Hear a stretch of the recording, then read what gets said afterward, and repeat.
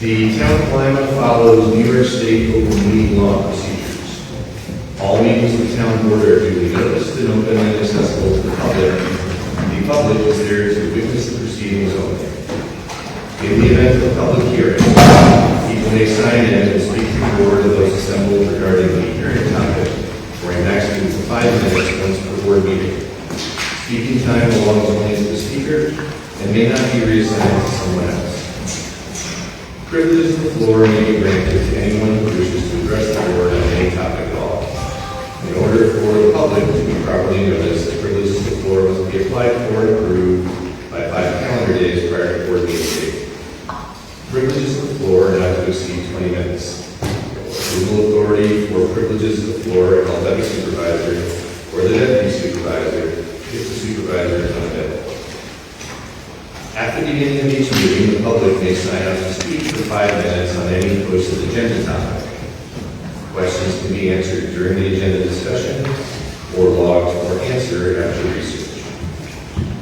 At the very end of each meeting, the public may sign up to speak for 5 minutes on any topic at all. Questions can be answered or researched and answered later.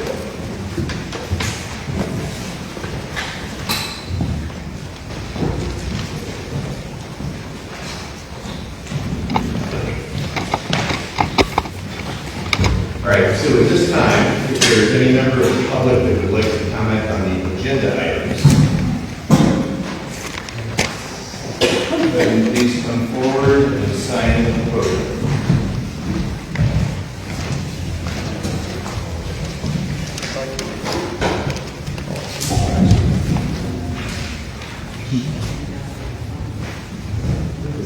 Speaking for agenda. This is only speaking on the agenda. Okay, so the agenda that I'd like to talk about is, I'll get everybody's name first. How does it work? You sign in when you want. Oh, okay. But you're up there now, so.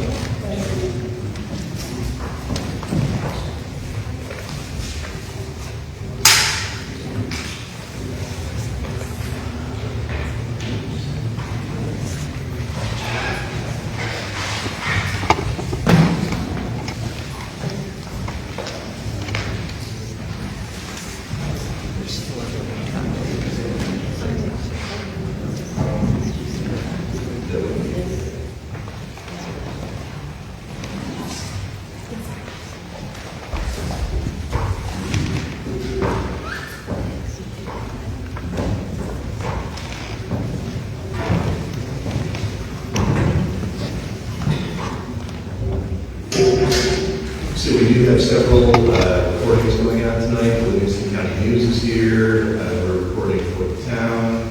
Mr. Hill is recording for his own purposes. So please, when you start speaking, please state your name. My name is John Wallach. I live on St. Clair Drive in Village of Lima, and I'd like to speak about the tentative budget. I'd like to strongly encourage the town board to add $25,000 to your proposed 2026 budget for the ambulance.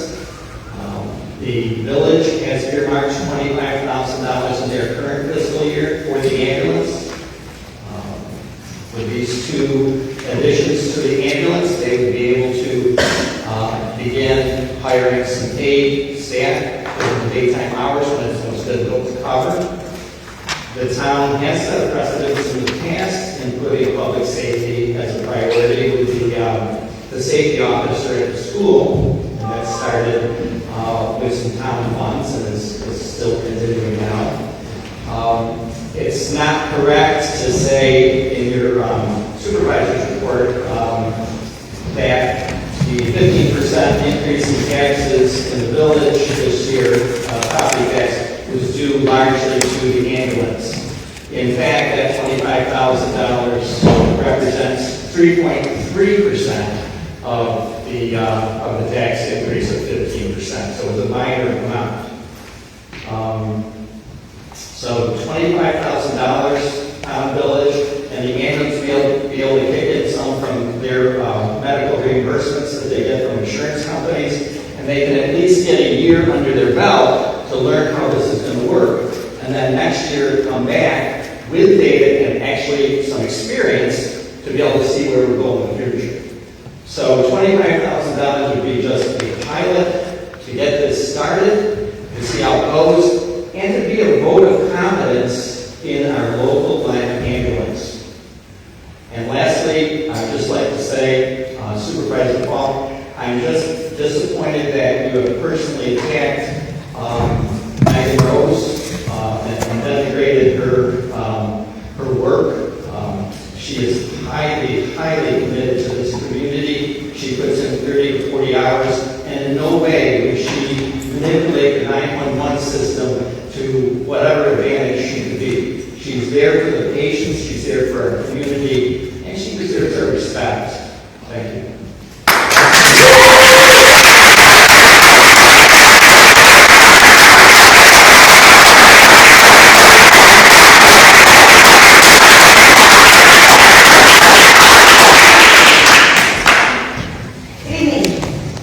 My name is Callie Ray, and I'm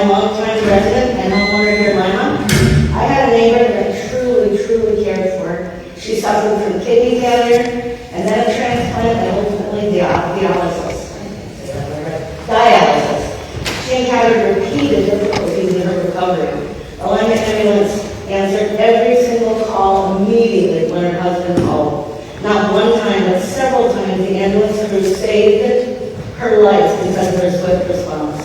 She would have died had it not been for the immediate response of the Lima ambulance. I also have friends whose daughter's life was saved by the Lima ambulance when she had a brain aneurysm. She would have died had it not been for the swift response of the Lima ambulance. Medical issues involving the heart and the brain need to be treated immediately. Otherwise, they cause compromised function or death. We need our ambulance to remain the village department. If the village of Lima can budget $25,000 for the ambulance, then the town should meet that equally and give the ambulance $25,000. The ambulance serves the village and the town. As you prepare the town budget for next month's meeting, I strongly encourage you to include $25,000 to meet the village's support of the ambulance. As a senior citizen, I sure hope you will do so, as having the county take over the ambulance is totally unacceptable. Do you want a 45-minute wait if your wife had a stroke and the ambulance was currently in Danville or in Mount Morris? Not putting the ambulance in the budget could translate as a death sentence for some Lima residents. Thank you.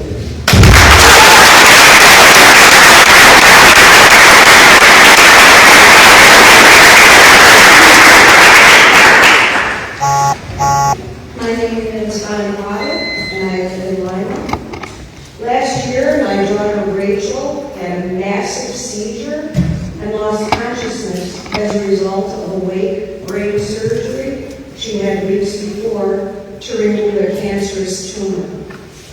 Within a few minutes, Lima Volunteer Ambulance arrived, and I credit them with saving Rachel's life. There's no eye contact here.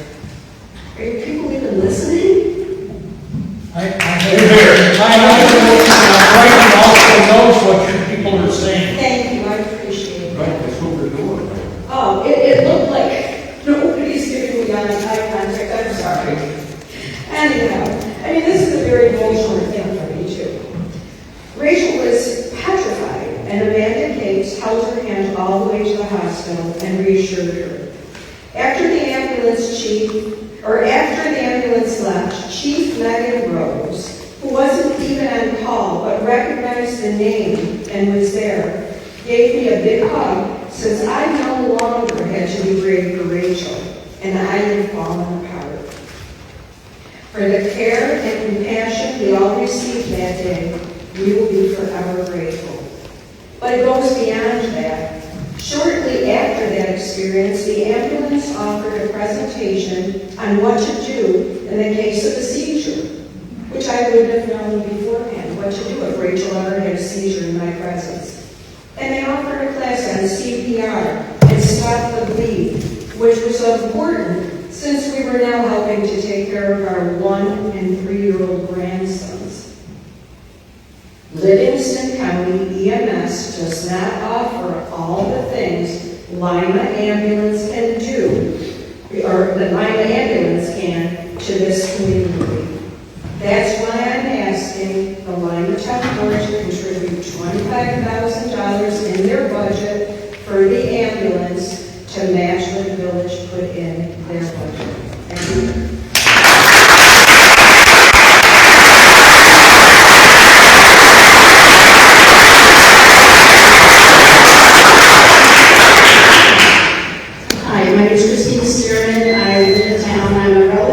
Resident of Lima.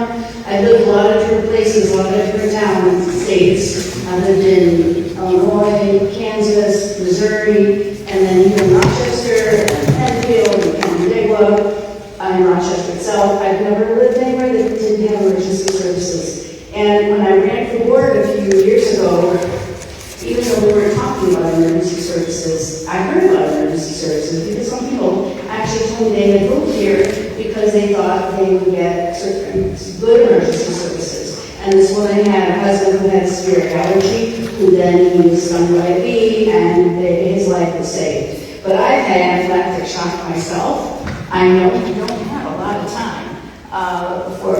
you don't have half an hour, you don't have 45 minutes, whatever it takes. So I think it's important that we consider the value of life here. I think most of us know that if the ambulance response time winds up being a half an hour, some people aren't going to make it. And I think we're here to, at least I believe, we're here to service the community, and that's my point of view. Thank you.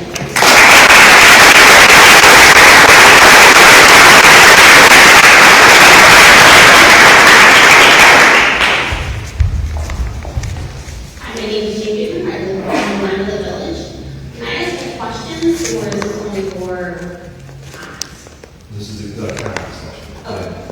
If you ask a question and you can't answer it, we'll write it down. Okay, well, I do have one question about the budget process. So it seems like you're going to vote on the budget next month and also have the public hearing, is that correct? So the state mandated budget process, there's a tentative budget that is prepared by the supervisor, which is presented to the board, and was presented here back in September. The board then can hold a workshop, which they did, working in the next column, which is called the preliminary budget. The preliminary budget has not been approved, but will be considered tonight for adoption. Once that's done, the board can set a public hearing for the public to come out and comment on the preliminary budget. We have to complete all budget actions by the 20th of November. That's our statutory mandate. So right now, what the board has is a marked up prelim that we'll be considering tonight. We can set the public hearing for our next board meeting, and then see how it goes. Are you going to vote on it at the next public board meeting? Typically after the public hearing, the board would vote on it, yes. So is there room to add anything or subtract? So we can add and subtract all the way up until the vote. All right. I also would like to ask the town to include $25,000 in their budget, and I feel that as you are board members, you should listen to the community. So if there's an ask from the community, I feel like you represent us, and it's important for you to hear our concerns. And also, I feel that this board has worked very hard on a water district, which is costing people in the water district, I think, $600 to $800 a year. And the ambulance will be a much tinier amount than that. And the water district does not benefit everybody in the town and village. So the ambulance would benefit everybody, and it would be a tinier amount. So I feel like it's a small lift for you to consider that, and also to hear all of us and not to make personal decisions based on your own feelings, but to listen to the community. And I think it's responsibility to take all of our opinions into consideration and be open to including a small amount in the budget, like John said, that we can hopefully add to next year, because this is a life-or-death situation. And we know that Lima, the county, can't fully cover Lima as it stands now, because we know that they reach out to other agencies to cover their calls. I think I said that our Lima ambulance covered 18 calls last month, Agers covered 32 calls from the Livingston County.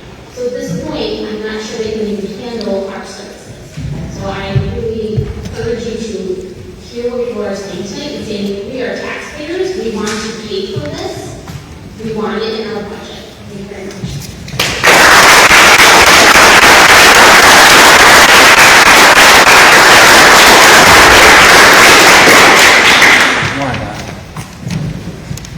We've got enough time to the record, it's just 5 minutes to start off. How's it going, everybody, this evening? Everybody's here. And my name is Adam Siemens. I've been part of Lima since 1995. It's not my first time speaking in front of the board, nor will be my last. I have many experiences and many conversations that we can have. One thing that's very concerning right now is budgeting, right? We're talking about delegating millions upon millions of dollars for a water district, and through people that may not want it, and redesigning the map to reconvene or relegate different portions to sway votes is not a way to get the best quality and value that you want out of the citizens that you are in here. trying to give us the best response. 2 years ago, I wouldn't have been here in front of you without the help of the Lima ambulance. I have video of my daughter bringing Meg from my front of my house all the way out to my field where I was laying incapacitated due to hundreds of bee stings. At that point, it wasn't a time where I could wait for Livingston County ambulance to get to me, or else my daughter would have had a different reaction. And I don't think the people are realizing the effect that it's not just the people that aren't going to be here tomorrow that you're hurting. I was really young when the Lima ambulance first came out there and helped me out my grandfather's first stroke. I wasn't ready to deal with those implications that were involved at the time when it was there. You really have to look at it from a broader perspective. That if we're looking at solar projects here and green initiative there and not looking at life for our neighbor over there, we might be looking at the wrong area. I really appreciate your time this evening. Thank you.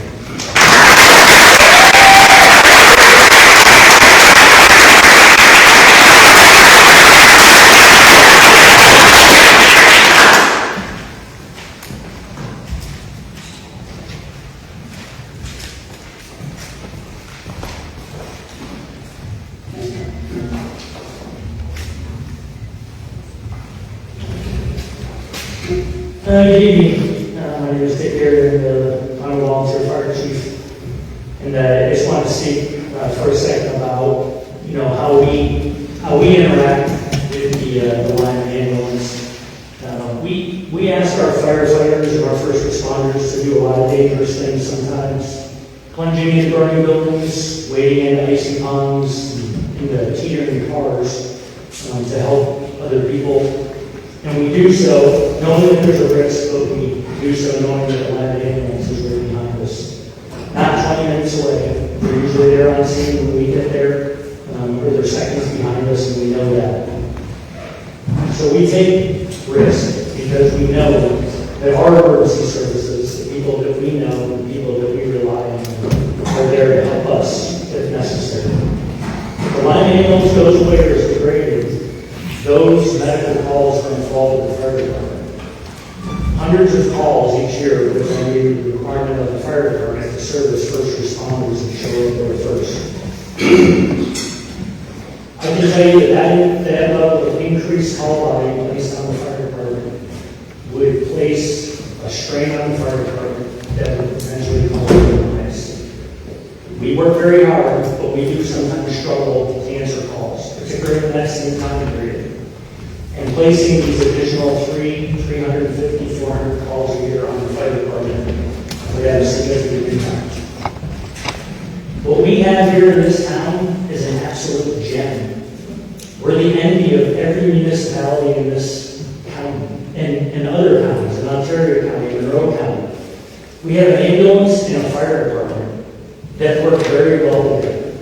We don't have a bunch of problems. We don't have infighting, and we have I think it's 9 members who are members of the fire department and members of the ambulance. We train together, we work together, we socialize together, and we have this phenomenal relationship on a scene that we all know who each other are and we know how things are, and that's the benefit of the public. Right? We have invested heavily in making sure that we can provide good services, quality services, professional services, both from the fire department side and the medical side for the residents of the county. And I do appreciate that the fire department is in the draft budget, has been earmarked for an increase. But we're a two-pronged organization, two separate organizations, but we're going to show up at the same time.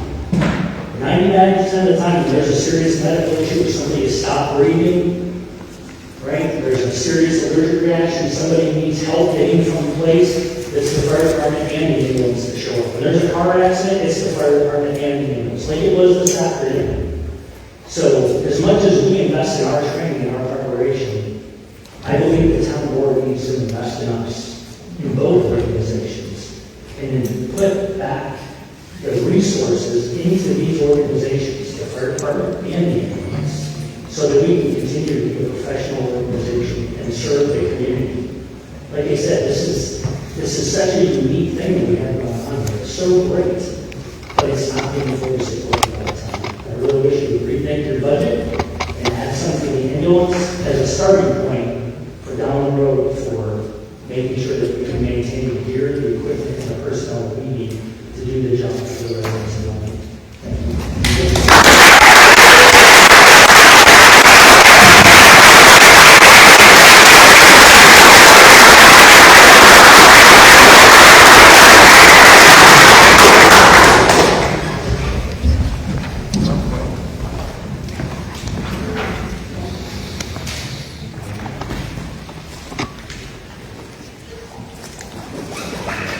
Good evening, town of Lima board members, elected officials, and residents. I was going to wait till the end, just my part for the public comment. As it had to do with partly our situation with the town highway department. But after listening to you folks tonight and in need for the vital service of the ambulance, I think that's more important, so I'm not even going to speak on that topic right now. But what I am going to ask is you guys need $25,000 that could possibly save somebody's life. $25,000.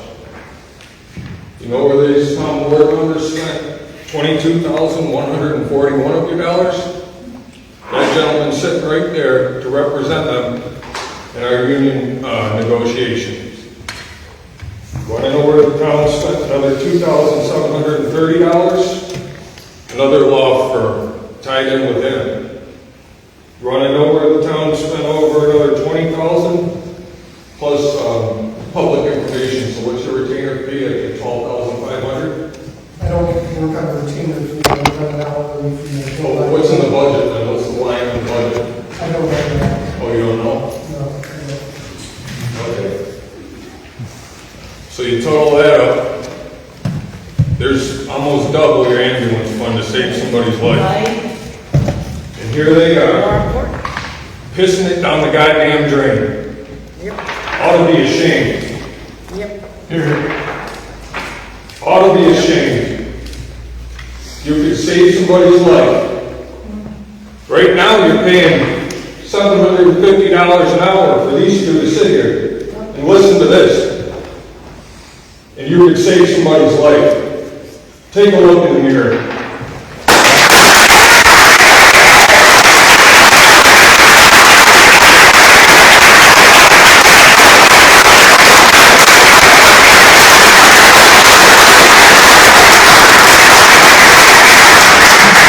Can we get your name, sir? You can. It's Colton Gilbert. Thank you. And just for record, while both of your attorneys are here, according to the Fifth Amendment of the Constitution of the United States, nobody in here needs to give you their name. Just so you guys are all aware, so if you don't feel like doing that, you don't have to. Thank you.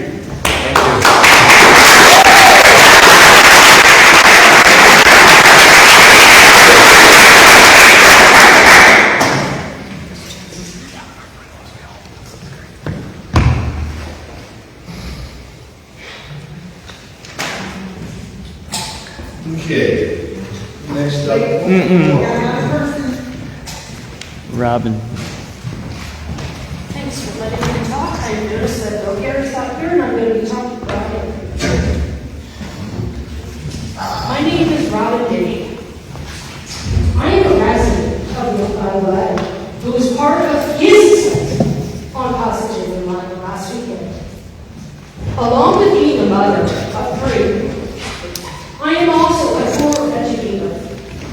I always encourage my students to speak up and ask questions in their pursuit of getting answers. The town board is the community's tool to ask questions because it is their right to know what is happening. Last weekend, Mr. Perry violated his duty. He refused to listen to residents. Constituents should feel heard. They ask questions. They They want information. Good board members take time to listen respectfully to public input, even if they ultimately disagree with us. Mr. Perry made inappropriate, unacceptable, and shocking comments to his constituents. He negatively commented about transparency. He threatened voters. He didn't like to ask what read by Lima residents to answer a single question, like what have you done for Lima? In that, he deflected accountability by putting the onus on us, by asking, what have you done for Lima? He disparaged his constituents by saying, people like you make me sick. He acted unprofessionally and emotionally disrespected the people of Lima. Speaking out is an extension of a person's values. The words on that thread came from a place of sincerity, not partisanship. By confronting dismissive rhetoric with truth and accountability, I and others gave a voice to Lima, to the Lima community. It is my hope, and those of many other Lima residents, that Lima Live 365, thanks to Christopher Doe, continue to provide the transparency so vital to an informed Lima community. Strength can be as simple as asking a question made with a purpose to be engaged. Be informed, be aware so you can vote accordingly. True leadership on a town board isn't about rushing to control. It's about listening, learning, and leading with wisdom and respect. I say that this board inspires 0% confidence that they can lead Lima in the direction I know it can go to. Lima needs a change of leadership. Vote for Bill Shermovich and Christopher Doe, and write in Jonathan Cates. This isn't about political parties. This is about doing what is right for Lima. Thank you.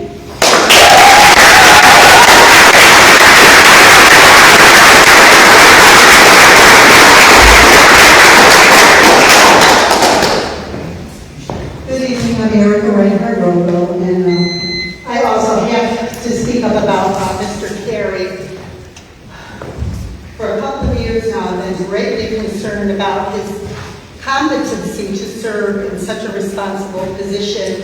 2 years ago, when I addressed the board about an idea that I had that would have helped the community around mental health and addiction treatment, he literally ridiculed me to the point that after the meeting, Mark Petrowski ran out after the meeting to apologize to me for his behavior.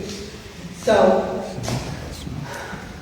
now that this comments were made again, and then I really want to say this isn't about Democrats against Republicans. This is about people in a community who again need to feel safe and need to feel confident that the people that are in these positions are competent and are in the well-interest of all people, not just for their own gains or own political gains or monetary whatever. So I also have to say, Supervisor Falk and the board, that I'm very disappointed that Bill Carey isn't here tonight because he should be to hear what is going on. And I don't know if this was a ploy to keep him away.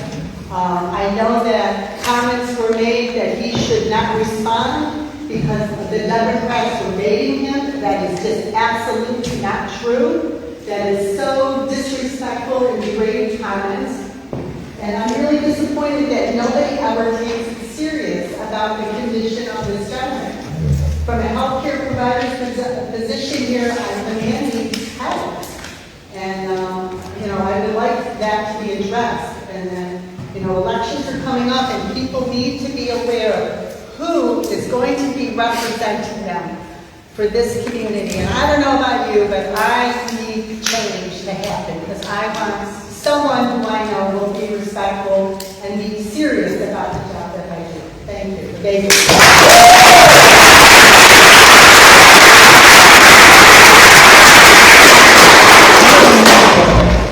This is what we're talking about here. Okay? This is what we're talking about.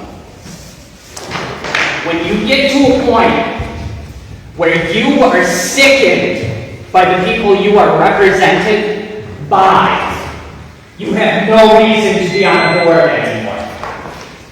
Thank you.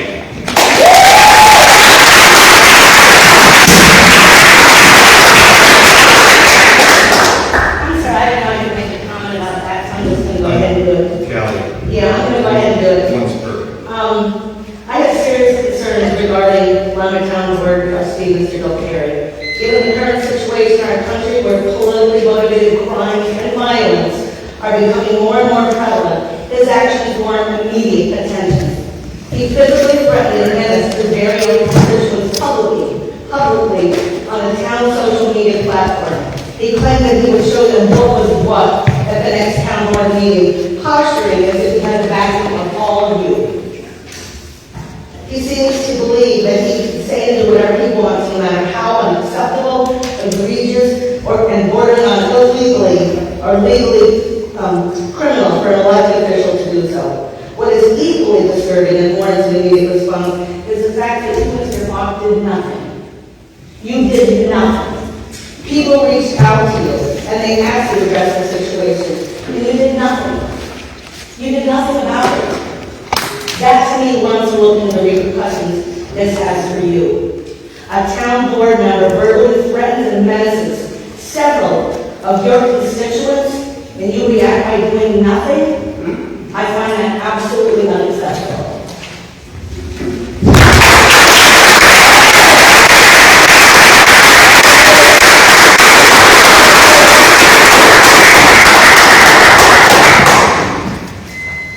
You guys don't want an ambulance in this town? Right?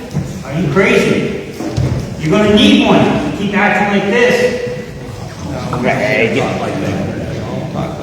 can't address the board that way. No need. Yeah, they got both their lawyers here. They'll sue you and get the revenue they need. No, there is no place for violent speech, though, no, on any side. Nope. Ever. Nope.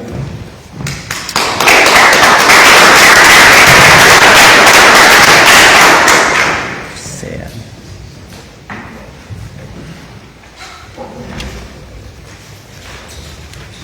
Okay, the board members have the copies of the preliminary budget that is marked up in front of them. Discussion was had in the workshop.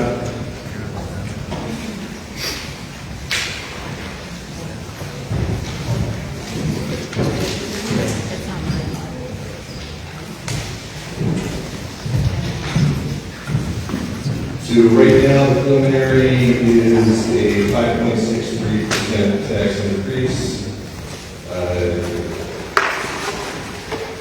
It is $36,000 overall.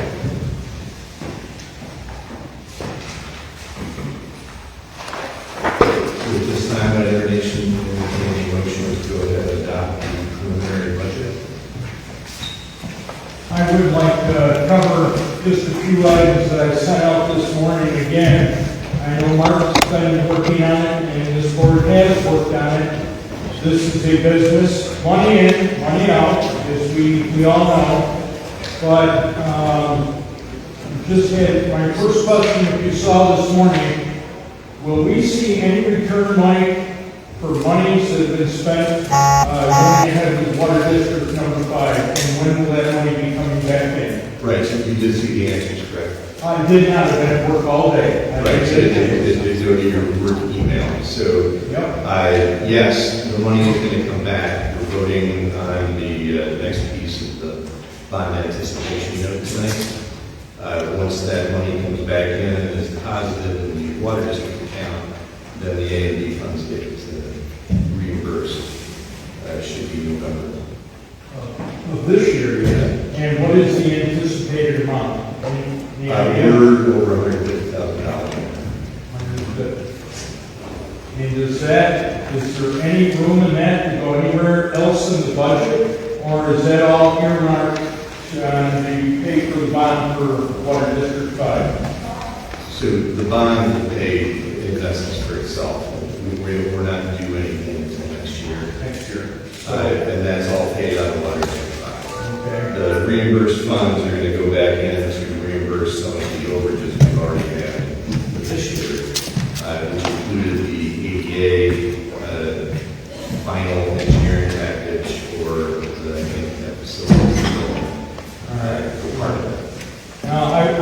was late to our budget workshop by a few minutes, so I might have missed some of this, but I caught most of it. But under the library, and again, not wanting to cut anything in the library, there's a line there for 16,000. Is that for? That's for the utilities. That is utilities, not travel. So It is not travel expenses. all right. Utilities. Steve, that's because of the additional costs for the EV stations that are going to be at the libraries. Because we have to pay for the electricity use first before we get reimbursed. All right. Under highway threshold, $48,000. Is that anything to do with the 4% to the employees, or what was that again? No, employee money is dot ones, not dot fours. Okay. Contractual funds are for things like salt. So that 48,000 was for salt. And stuff like that. Okay. Steve, we are going to be adding a reserve fund to cover the amount of the raises for 2025. Okay. But it's going to be a reserve fund. All right. I think I answered the two that I had on there, the 52,000, that is for road mowing and stuff, the 52,000. It is, yeah. We zeroed out on the B side. That's fine. Medical insurance, we've looked at all factors there. We also put, our medical insurance year is not the same as our budget. So it runs from October 1st to September 30th. So we already approved the plans for the next year. And open enrollment is. The money, the 13,500 under traffic control, did I see we were going to forgo that for now? It got decreased back down. We are going to need some other signage put in, the normal stuff. That's what we can bring to the account. All right. One of the big ones here is that, and I'll get to it in a minute, about people making sacrifices. I guess maybe I'll start out. You can't go asking other people to decrease or take less if you're not good yourself. I threw this out there last year, and I am sincerely throwing it out here again this year. I did not get on this board to pad my pockets. Big deal, $5,000 a year. But I will start, if they could come up with another 20,000, you have $5,000 pledged for me, my paycheck towards the end.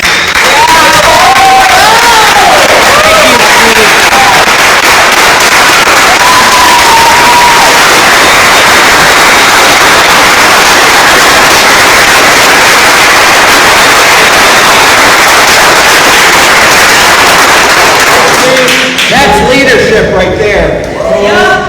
So to go on, because we're confident we had a long meeting. 3 years ago, before I got on this board, and it's nothing against Mark or any deputy supervisor, do we really need the $2,000? And Justin and some other figures, and Jim and I have had a good open discussion on this at many meetings. This year's attorney fees are scheduled to be $67,690. In 2016, they were $17,560, and in 2021, just 4 years ago, $21,281. Is there anywhere there we can look, and not trying to downgrade your professionalism or anything, is there anywhere we can take some money off of that and put it back towards the ambulance? Absolutely.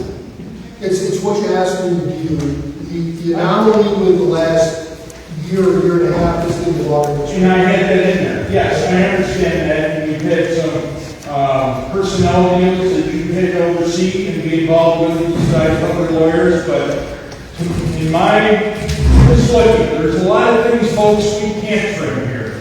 But to do business on a daily basis. But I still believe there's some areas we can take money and shift to keep our ambulance here in line. That's, I'm done. Thank you. Thank you, Steve.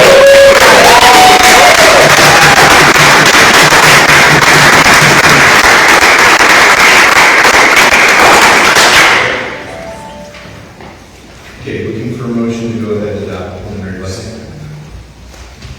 I'll make a motion to adopt the preliminary budget. could also not adopt that, and why? We don't get public hearing unless you want. Well, before I second it, I will listen to everybody get up here and speak. I agree, we need an ambulance, we can't depend on this county to get here. But what is not wrong is there is money that flows between the town and the village. I don't agree with the way it goes, because you gotta have a paper trail on everything you do. And with the salt shed and money going between the town, the use of a salt shed in the town, in the village, in monies, it's not the correct way to handle it. There ought to be a clear, definite amount of money so that everybody knows. And I guess, knowing we pay taxes, I pay taxes in the town of Lima and also the town of Livonia. The town of Livonia, a couple years ago, their tax rate per thousand for their fire was $3.84. Lima's at 50 cents. Livonia this year, 25, on the county taxes, they dropped to $1.93 or $1.94. Lima's still at 50 cents. So, we're going to be looking at revales on our assessments coming up here in this next year. And I think there ought to be, again, for paper trail purposes, there ought to be a line item, again, for the fire department, which it should probably be more than 50 cents per dollar. And I don't want to pay any more taxes. I pay a lot of taxes. I think there also should be a line item on that tax bill for ambulance, so that we do keep our ambulance. I would say yes to this tentative budget, but we do have to work something in there for an ambulance.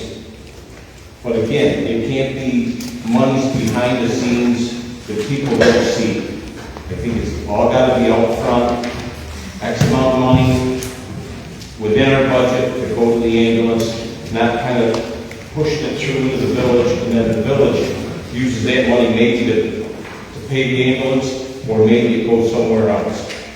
I think it's got to be up front so everybody knows exactly where the money's going. I think that's why there's an audit.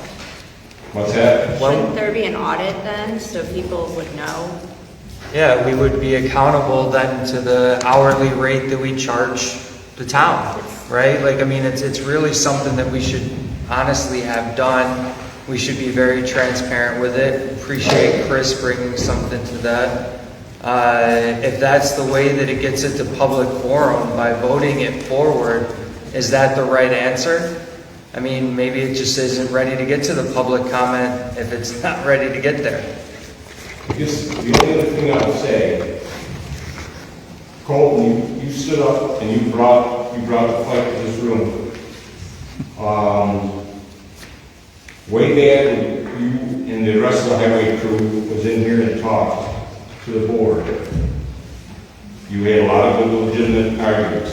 You wanted a 4% increase in pay. At the time, I think we were looking at 2 or 3 to stay within that 2% budget cap. We give you the 4%. But a month and a half later, I find out that you guys are unionized. And the only reason I hope I don't get in trouble for this, but it is a public forum, and you brought it up. Can I just you before you go on? Let me finish and then I'll let you go. You, instead of going to making it a union fight, which then pushes the town to hire an attorney and spend all this extra money. You guys should have come to us and said, look, at 4% we agreed to, but we thought about it and it's not enough. We want a little bit more. And I would have been on your side. I would have gone against the board and said, look, we need to maintain the highway guys. If we would have given you maybe some more so you would have had it. You've got a good health plan in place. And you bring up the lawyer fees. It's a great point. It's a direct result by you because I don't know where the other guys should stand, but you're the union steward on this. If I may speak. Go ahead. Okay. So you said that, we were given a 4% raise.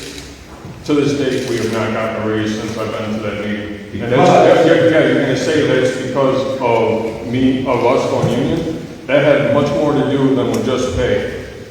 And for you to sit there and say that we didn't come, I came to that board meeting in August when you guys had offered the 2%, which was 50%, less than 50 cents. It was a 48-cent raise. And the other 3 guys that I work with, they stand with me. They both, 2 out of the 3 have families. You know how expensive it is for groceries. You know how expensive it is for gas, for car insurance, for this, for that. We came, we tried to reason. We felt like our backs were against the wall. You had to pay the attorney because we got written up by the former supervisor. That was complete and utter nonsense. Just last month or the month before, we got a letter that, you know, after how many months that had been rescinded, so much stuff that, you know, that you're not speaking about that we also had to deal with. It wasn't just, oh, we were coming to ask them for money and that was it. We didn't have fresh water to drink at the shop. Our only way to get water was a slop sink that's literally probably 6-8 inches away from the toilet or a garden hose. So we went out and bought a $125, $130 water dispenser, and then this board said, oh, no. Let me stop you. Not this board. There's 2 guys on this board that didn't go there. They didn't cancel? Huh? They didn't cancel the water in a month at the meeting? They said, no, you guys can have the water? You know that I stood with you guys on that water issue. And as far as this union thing, you guys should have come, at least approached me, because I'm the liaison in the highway department. If you would have approached me, I would have gone to bat for you guys and not get this union thing involved. And even still, if that's the case, you're 1 man out of 5. The numbers aren't there. Yep. And not to mention, what other outcome could you have seen from that? When we came here on our own time, 5 of us, or 4 of us, excuse me, not paid on our own time to plead with you, to say, hey, we don't feel as if this is right. What more would you want? You know, you want me to say that, or you want to say that I was supposed to reach out to you personally? I don't have your number. What am I supposed to do? You could have got my number through John, because he has it for the time. Is that my job, or is that you sit on the board that controls the wages? It's my job to come to you after I already been here and you guys were happy with the 4%. We gave you the 4%. If you wanted more, you should have come back to me or to the board and said, look, we need to renegotiate this. After further, we don't want to work for just only 4%. You've got a good health care plan in place. You were working 4 10s. What other business can you go and work 4 10s and have 3-day weekends? We offered you guys, okay, in which you turned down between 2 employees over the course of a 3-year contract would save you $100,000. You turned it down. Instead, I'm so glad I brought it. Here's a letter from Blue Cross Blue Shield. If approved, the percentage change to your premium is 22.99%. That's what you want us to pay. When the union proposed to you health care that'll save you between 2 employees over $100,000 over the course of 3 years. And out of the graciousness of the union, they were going to allow you to put every town employee on it. So now you multiply that by 3 or 4, what's that add up to? Over $500,000 we could save you, and you guys denied it. That increase is only 15%. And as far as getting on the union health care, guess what ours is? Ours is predicted 3 years out. There's no raise over 7%. Yeah, but once the ones that are not part of this negotiating unions, like the town clerk and the other 3, I'm thinking about it. Sure. They're locked. They cannot get out from underneath that health plan. which is still better than yours. You don't know. I do know. 3 years out, but after 3 years, you don't know. You don't either. Right? Yours is I'm not saying I do. You are. 16% right now. Ours is, this is one of the biggest unions. How do you think their healthcare is so cheap? Because they have tens and hundreds of thousands of members. And you think that you're going to get a cheaper rate from 4 people buying healthcare from somebody over across town? From a broker across town? You really think, you stand there to tell me you're going to get a cheaper rate than a few 100,000 members strong? I went to the union meeting, our union meeting. They've got almost 3 million that just sit in their account. I don't think you're in a position to say anything about that health care, especially when we offered to save you guys well over $500,000. And you sit here and you say, well, we don't have money, we don't have money, we don't have money. Well, you got money to throw around to these two. Well, your residents sit there and beg for you. You brought the fight to the town. That's why we're paying lawyers. Yeah, because you guys don't want to fix you. Look, how much does Livonia make? How much does Avon make? How much does York make? And you want us to work for $5, $6 an hour less? I got to go home, look my kids in the face. I don't even make enough money in 1 hour to go buy a large pizza. You're okay with that? And you thought 50 cents was going to do it? Really, I'm being honest. I'm here for everybody. Let everybody know. Cole, again, if you weren't happy with what the 4% that we gave you, you should have come back. Here I am. Here I am. You brought the union, you brought a fight to the town, it's costing the town. It's not on me. It's on you. You can say that. You're the one sitting on the board. As well as the other 5. You just broadcast it to how many people watching and everybody here. Well, first of all these board members, we don't have health insurance. We don't get health insurance. And I do appreciate you. I believe you're going into the armed forces, back into the reserves. Yes, sir, in less than a month. All right. Well, thank you for serving our country and doing that. Are you a resident of Lima? I'm not. You are not. So, I'm not going to start a big fight, but I'll follow through with how I look at this. And this is Steve Warner. This is not representing the board.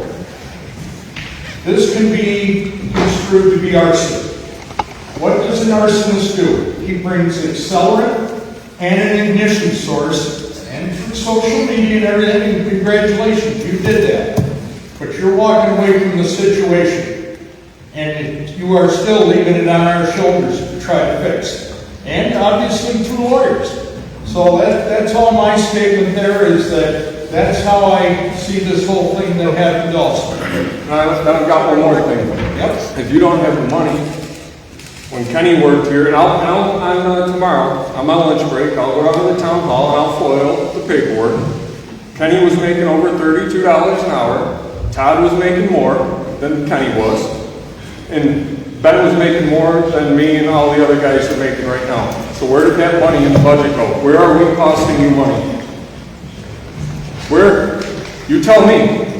I'm bringing the firestorm. Where's the money? You already had it budgeted.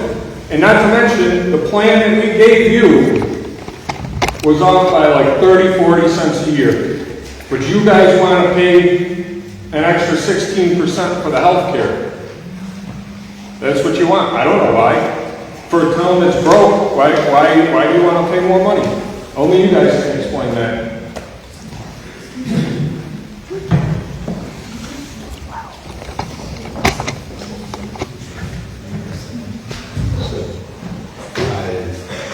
Still waiting for the second. Well, let me ask you this. If I second this preliminary budget during executive session, can we talk about the savings? No. That's not appropriate to do during that, but we have a process that the state sets before us. If we're going to have a public hearing, we have to get the preliminary budget. We can still make changes to the preliminary budget. We're not locked into what it is. But otherwise, we're going to know. I'll second. Okay, we have a motion and a second. Any other discussion? All those in favor? Aye. Those opposed? Okay, so Lori left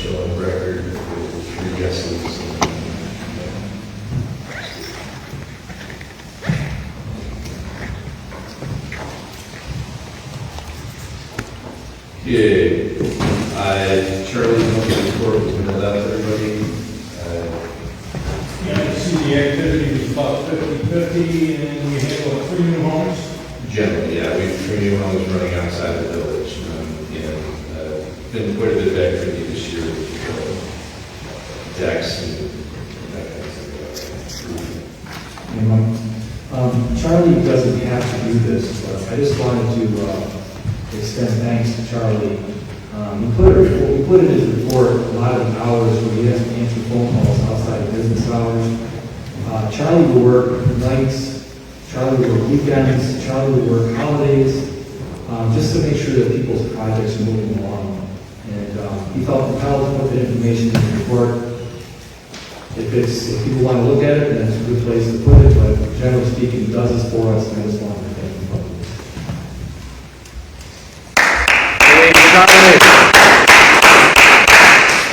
I like Charlie. So, just to be back there for a second, need a motion to set the public hearing for the budget for November 4th. So moved. For a second. Any discussion? All in favor? Aye. Those opposed? Carried. Okay, last time we met within the first 2 months of the supervisor training.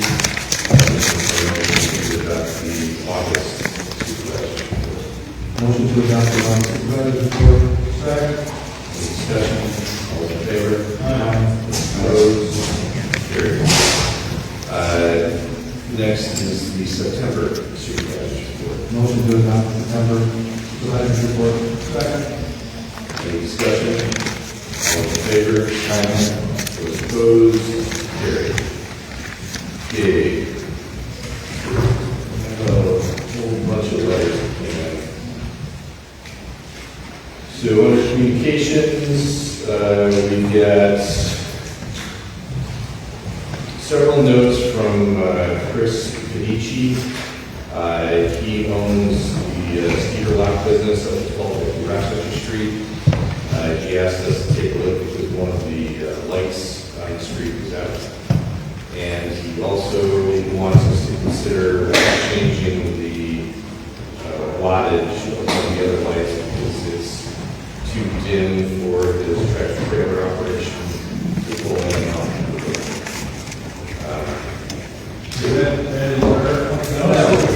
No, I talked to National Grid yesterday. It's all National Grid data there. And I talked to them about the dim light.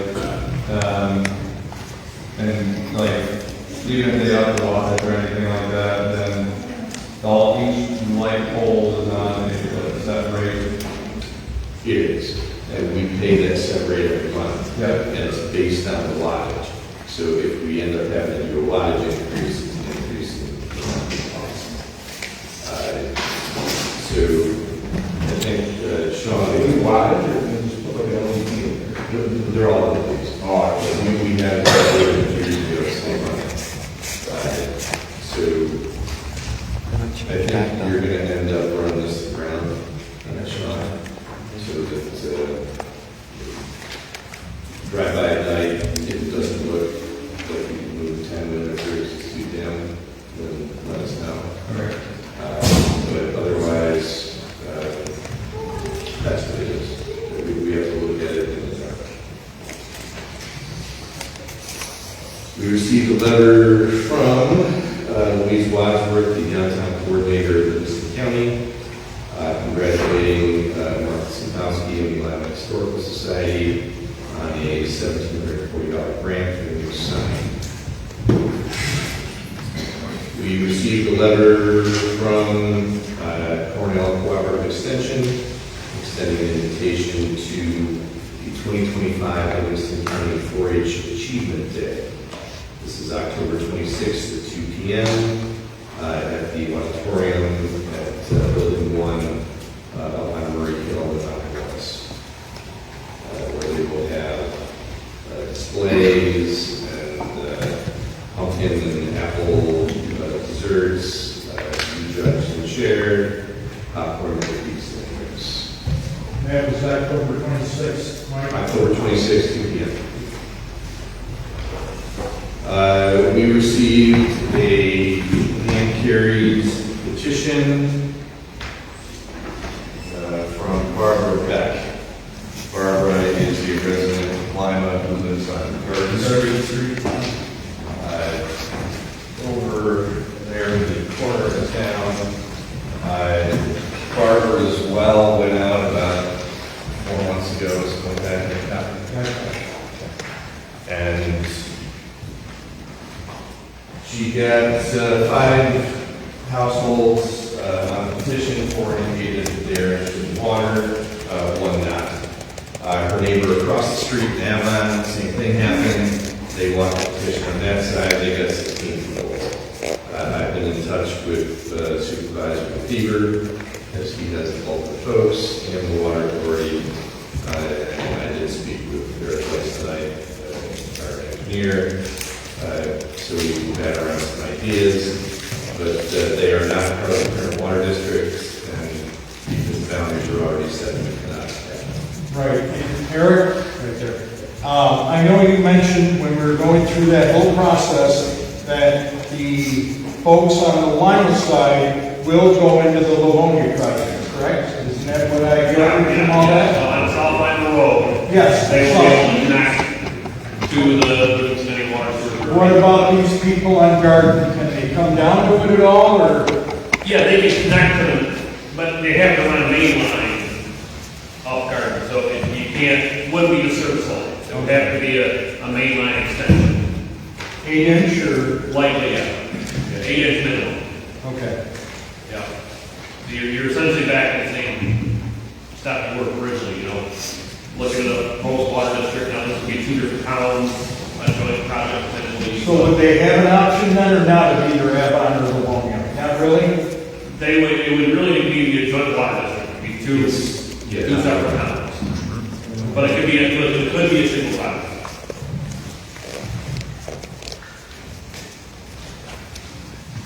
Okay, we received from Bill Fuller at Livingston County. He is the real property tax manager. We received our breakdown of parcels for this tax year.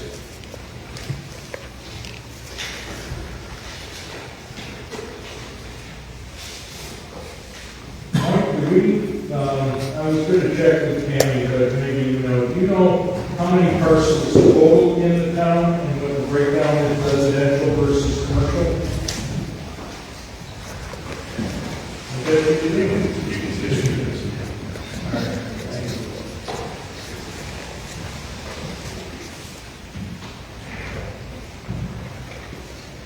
And this, we received a letter addressed to me at the Mental Health Association at this address that we're sitting in.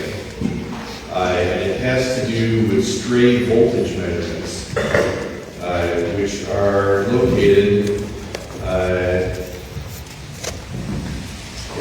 West 52nd Street in New York City. And I got a 10-page document about how the Public Service Commission is making Con do the measurements because they have a connection there that is leaking voltage and affecting people's health. Don't go there. Okay. Next is the minutes from the September 2nd town board meeting. Did everybody have a chance to review them? Motion to approve the September 2nd minutes.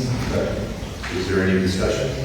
Real briefly, there are 2 sections in the minutes, one for the adoption of local laws, where I'm sorry to send this over here this afternoon, but the reference is adopting public hearing. There's just a little portion of that that should be stricken, so to adopt the local law. I think this was on board those copy-paste kind of issues, so with that clarification, that's all I have. I amend my motion to adopt the September minutes with the corrections just mentioned by the chair. There's a second. Any discussion? All those in favor?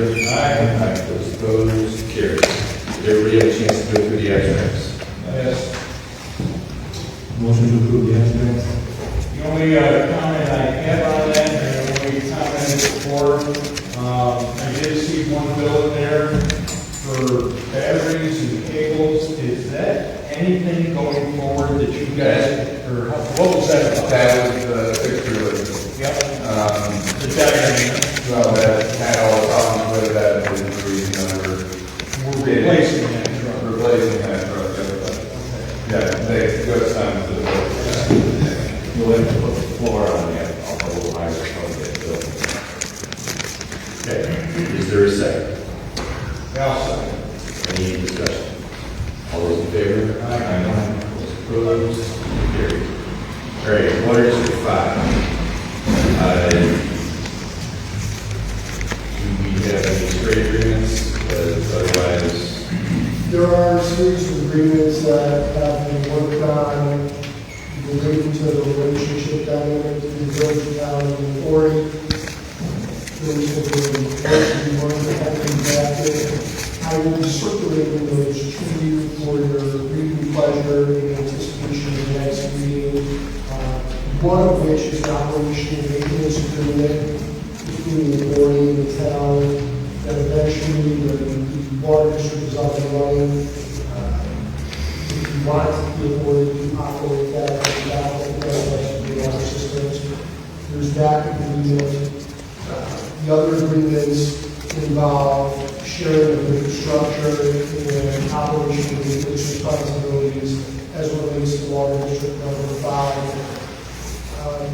I have forwarded to you by email, which you'll see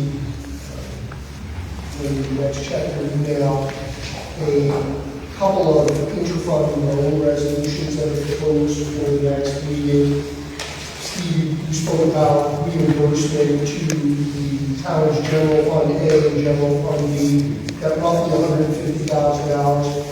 We're in the process right now of moving forward with temporary financing for the project. Bond anticipation note will be going out to bid for rates on that shortly. Those resolutions just track the expenditures that have been made in advance out of the general fund surplus up to this date, and authorizes the use of those bond anticipation note funds to reimburse the general fund as it should. Those are due to be from provisions from an accounting standpoint, and we need to make the general funds whole by the end of the year. It's anticipated that we will be able to close on bond anticipation note sometime in November. So the hope is that all those funds will come back into the general fund, both A and B, which is B is held outside village, and make down better. So you'll see that. But that is not USDA. That is not, so that's roughly, we're authorizing, already has been authorized by virtue of the bond resolution, which you considered and adopted in September, but this is just one of the interim temporary funding mechanisms. Bond anticipation notes typically are for a term of a year. They have a fixed interest rate, and we evaluate where we are in the context of the project each year, and either review them or look towards the long-term funding. As you recall, we do have low-interest, long-term funding through USDA that we will be taking advantage of in addition to the significant grant fund. That won't close until we know that we're pretty much done with the project. So, Eric, once you finish your design and put it out to bid, and the contractor or contractors, whatever it's going to be, are selected, they are required to be bonded. And where does that, or do they or don't they? So they're required to have basic performance bond, so that goes into their cost. That's not a bond to. That has nothing to do with the town, really, for its income coming to us. that's protection. Those are insurance policies, essentially, what they say they're going to do. The bond that I'm talking about, bond anticipation note, is a short-term version of public financing that we'll be using in the interim while the project is underway. Right. For purposes of tonight, one thing that I need to ask you to consider taking action on is a loan resolution that is required by USDA so that we can move forward with that bond anticipation note. And the resolution simply says that the town has already authorized the maximum expenditure of the project, over 10 million of which is going to be covered by that grant. So for purposes of that interim financing and then even the long-term aspects of what's not covered, you've already authorized $4,309,000 through the bond resolution that was adopted in September, but USDA needs a resolution to confirm that it's on their federally required form. Right, and that will allow us to finalize the closing out of the anticipation. We can have money back to the so I do have that for your consideration this evening. I appreciate action of that. I'll make a motion to adopt the bond anticipation resolution. It's a loan resolution for the USDA. I just don't want it to get confused with the Which is the loan resolution from USDA. which will allow us to move forward with the bond resolution. Is there a second? Yeah, second. Any discussion? All those in favor? Aye. Those opposed? Carried. Okay. Nothing else with the agreements, Jim? No, you'll have a bunch of things to peruse. Please feel free to email me with any questions or give a call. Design status, Eric? Kind of turn to the face, everybody. So, for those of you who don't know me, I'm Eric Weiss. I'm a VP with CPL, Security Liaison, the project manager. We're authorized to begin the design of the project essentially a month ago. What we're working towards right now is to get a draft set of plans to the town and to the Lima County Water and Sewer Authority by the end of October. I'll let Jeremy kind of talk about where we are with that draft design. So some of you, if you live in the district boundaries, have probably seen a few people out gather the base mapping, start working on the plans, and back to design the water main, the locations, where the pipe's going to go, the hydrants, valves. We have a very rough design layout at this point. By the end of the month, we'll have that in for review, as Eric said. We also will be, by the end of this week, going to RFPs for the geotechnical, the archaeological, investigation surveys, as well as the wetland delineations that are all required by the state and federal agencies.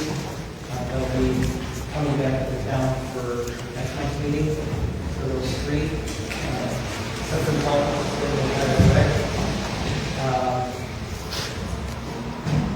so the intent would be to have the project out to agencies, the rest of the agencies in the town and the Water Sewer Authority by the end of the year. Hopefully, moving forward, You guys figured out where the pumping station's going on? Not the exact location, no. So we're having a meeting with the Water Sewer Authority next week to kind of talk about hydraulics. So we have a computer model for hydraulics in the system. That's going to be one of the topics, is location of that, along with the system's going to require pressure reducing valves in a few locations to reduce the pressure from the authority system back in the village, and then you have to get all the back up to get it back to the east side of the town. So the revised plan is to come right straight up from the lake, pretty much, correct? Revised from where we were? Or are we still talking down here in the southeast corner? No, supply is going to come from South Lima Road. Right, South Lima. Yep, down Poplar Hill. So you don't know if that's actually going to be in the town along your Lima yet? As far as the water main on South Lima? The pumping station. No, the pumping station is going to be in the town.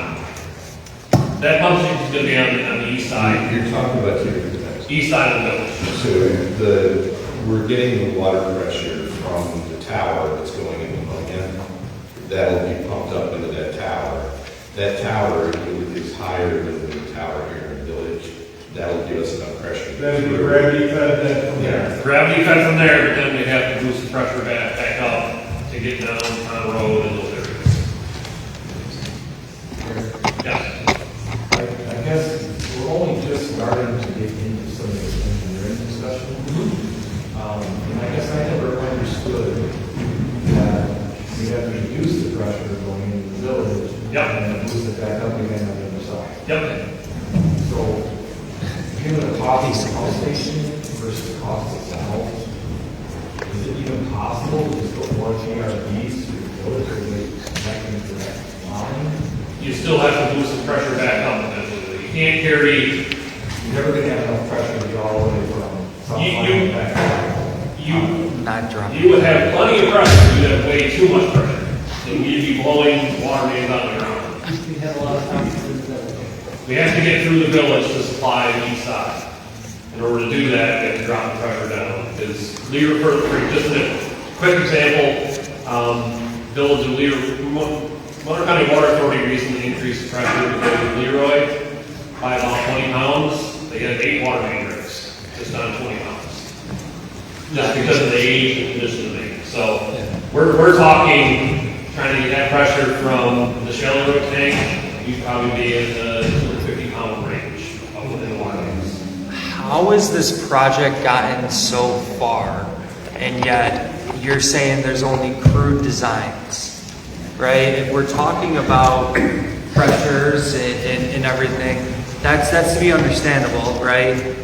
But wouldn't we have a proposed budget based on more than a crude design before we even took this project forward? I mean, like, think about it. Why would I go to the town board to get a permit if I don't have an architect's drawings first? No one is going to the town board. Well, no, we're already past the point. I'm just, you're telling me that you're just doing crude designs at this point, right? Yeah, we're going out and we're doing that. We're still figuring out where we need to put this, that, and another thing. Meanwhile, we just voted 3 months ago to say, like, we can move forward with the project. We have no idea what it entails at this point. We know what it entails, we just don't have the exact house address location where each vault goes, where the pump station is. We know what we need to have, we just don't have it pinpointed exactly where. That's why we're out searching. Wouldn't that change millions of dollars, though? No. If all of a sudden, everybody here said, those 300 people said, no, we don't want water anymore. How does that change that whole thing? This spot doesn't change the cost. Okay, I can move it back, doesn't change the cost. All we're doing is moving the pieces, moving the puzzle pieces around. All the parts and pieces are in the end. How is that? It just, okay. It's just like if you had a kitchen design, you ordered. If all of a 30 sudden cabinets, you right? change Where do granite you to put the cabinets? plastic countertops, you're telling me that doesn't change design?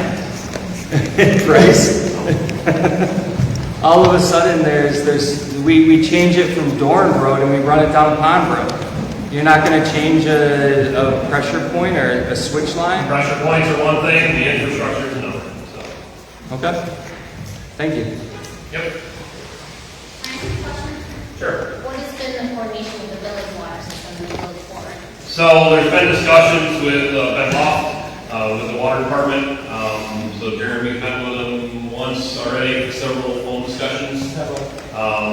He's going to be involved in some of the hydraulic discussions because we are replacing some water mains within the village and water mains outside the village that the village operates and maintains, along with this integrate to the existing water storage tank. So there's been already discussions, there'll be many more discussions before this project is out bid to make sure, try to get all the agencies that are involved in the project on board with the things.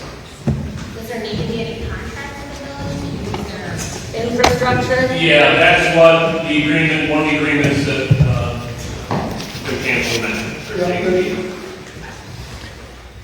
There have been several meetings between the village, the town, the authority, village attorney. We worked on many iterations of draft agreements.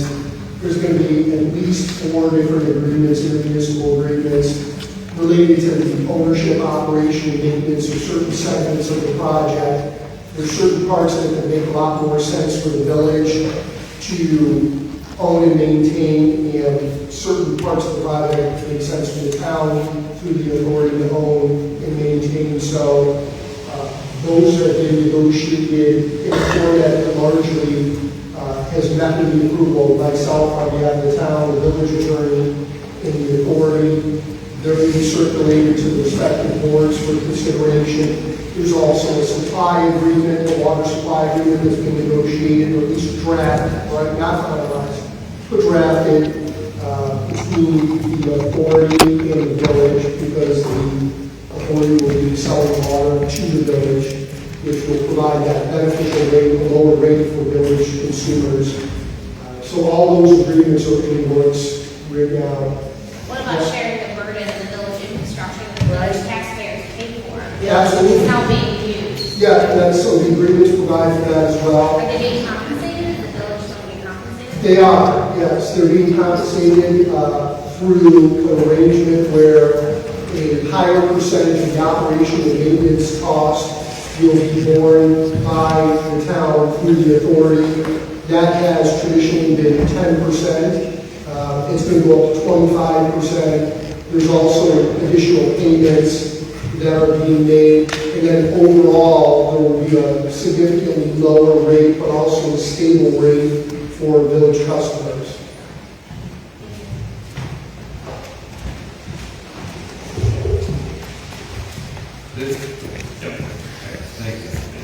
Real quick there. Yeah. So, Bit of a guess, or you the biggest guess we have is permits. Okay, so, like Jeremy said, the intent is to get everything submitted to all the agencies by the end of the year. Then you're up to the mercy of the agencies. So this will include the DEC, Army Corps of Engineers, New York State Department of Health, Lewis County Health Department, New York State Department of Transportation, Lewis County Highway, so a wide range of agencies that have to. Everybody's got to get their fingers in it, we understand. They all have to, and we don't, it's worth their mercy. We're all on our roads. Right. That's what we need. But best guess for shoveling the ground, May? Maybe? Maybe, yeah. I think that would be. It's probably a little. Hopefully never. It might be a little early. Yes. But we have to get all the permits squared away first. Where you gotta be. Then, once we have all the permits squared away, USDA will allow us to go out to bid. So May is probably a little too soon, but. And some of these permits we don't have to have officially ironed out. So there's some key ones, Department of Health, Rural Development, and SHPO, so State and Historic Preservation Office. Those are some of the key ones. If we have comments back from the DOT and they're minor comments, we're comfortable going to bid based on the minor comments. So what's the final green light, bidding process, 30 days, 60 days? 30 days. 30 days. 30 days recommended, yeah. Did you get all the piping and all that's already paid for, or you already have the fixed cost for it? So the piping is in the estimate, so the contractor will purchase all the materials once the contractor's on board, so. Don't worry, that won't change by next May.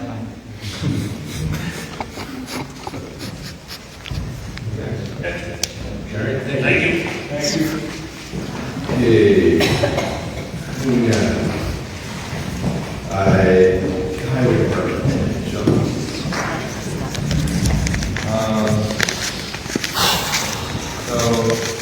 Like I talked to you earlier, Cruiser crosswalk around 15A, we're going to get back over today.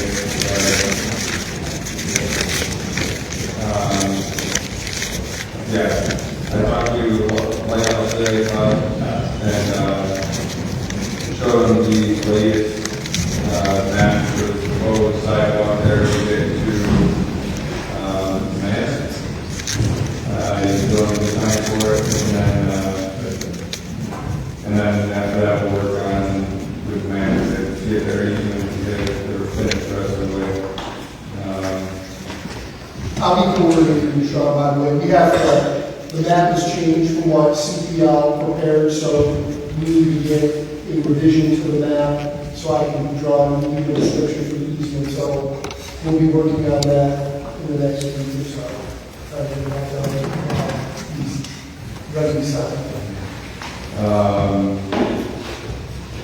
And then equipment planning, we're preparing for winter at this point. So that's pretty much where we're at with the equipment, the salt shed grant, now here. A couple things on equipment. I noticed that budgeting a lot of money for equipment repairs. At least there's a lot of bills coming. Yeah, our trucks need a motor are substantially more. Yeah. So what do you think is the reason why we're having to make repairs on this? I mean, you have general things. I mean, even like this month, there was the one bill that finally came through the 6-wheeler that we all talked about previously. Is it primarily a 6-wheeler that all well, for just that latest start of like almost 500 trucks, I believe are on that. That was just to replace all those rotting battery cables and batteries and starter and things like that. There's an additional starter in there, not through Duncan, but through brakes, tires. One of the tires that was a steer tire that had a gash inside of it. It wasn't going to pass inspection, needed new steer tires. Yeah, the newer trucks and things like that, I mean, even like the, I believe it's a 2020 Peterbilt, that for the last, couple of years has been in a state where,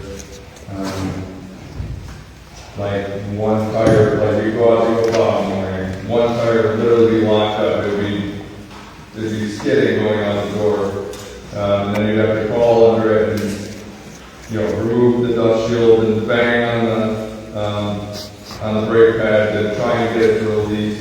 And it would switch between, one of the 4 rear tires. That's another thing that I'm like trying to, eliminate costs on that. We're gonna have to replace all the brakes on the rear brakes on the dump truck.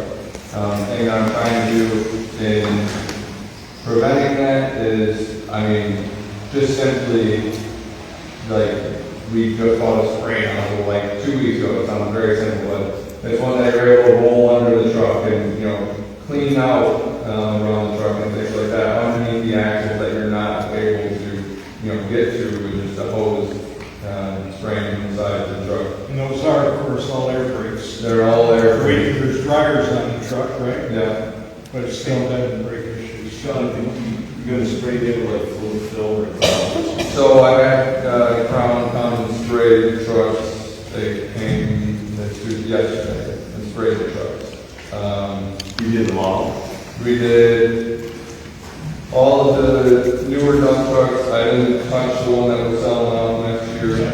I didn't touch either of the 1 tons because I planned to at least try and replace the 1 ton.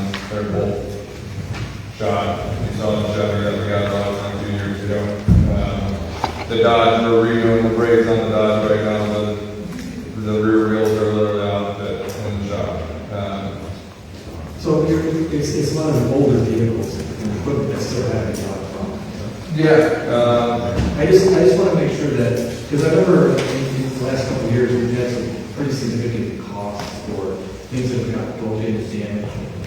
And I just think that from a training standpoint, we should be able to train our staff to be careful as possible so that we don't incur unnecessary damages and not cause things on the new vehicles just all just break. Yeah, if you've got inventive ideas, I think that's great. I think that's the right thing. Yeah, absolutely. And like I said, none of it's like caused by like accidents or anything like that. It's just like you're messing around.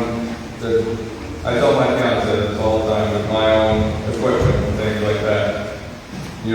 Something breaks, she's like, oh, you're saying how you're not bad. And it's like, you're messing around with heavy equipment and heavy things. Things are gonna break.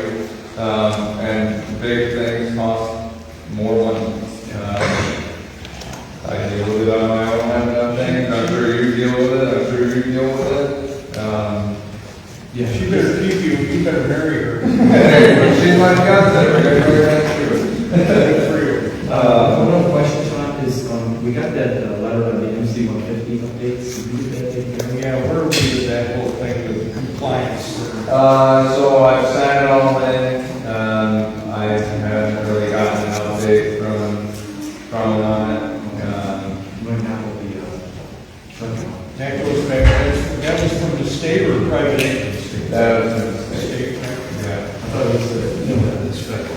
Or federal, sorry. But at least you got to turn it in. Yeah. I took care of that. The salt shed, have you heard anything from that? Me and Steve talked about this yesterday. We haven't heard any update. I was talking to, so we were talking about blocks and things like that, and just like extending the salt shed out. I can't remember what the, it was around that time during the blocks. It was on what their original program. Right, and I attempted twice today to get a hold of Mr. Stevens again at Lakeland, and hopefully he'll return my call tomorrow, because he did call me a week and a half ago, and he said, hey, I got an idea for you. Okay, we want to hear the idea, so I guess maybe we're going to have to physically go back up there and introduce ourselves to him and see if there is anything logistically we can do to, and I did reach out to two kind of municipal, I would call them, one in Pennsylvania and one here. They're not aftermarket, they'll like tear down buildings and stuff, things like that. One's, get the name right here, the other one's Moses Cliff down in Pennsylvania, and they have yards full of poles, steel structures and stuff.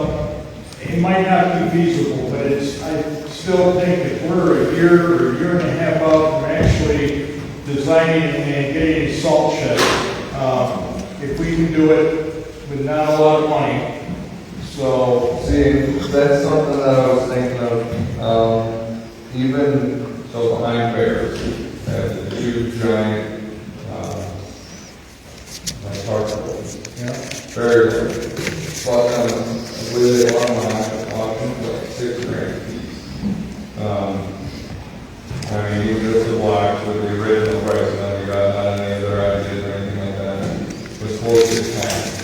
I mean, if we were able to get something like that, it's not like you have to pay and put it together, like us in the highway drive, we're putting it together. Right. But just to even have a structure like that, and that is also something that we can do later on down the road, repurpose it for a cold storage. Just an idea. I'll try to call him again tomorrow, get a hold of him tomorrow and see where we're at, if he has any better offers or ideas.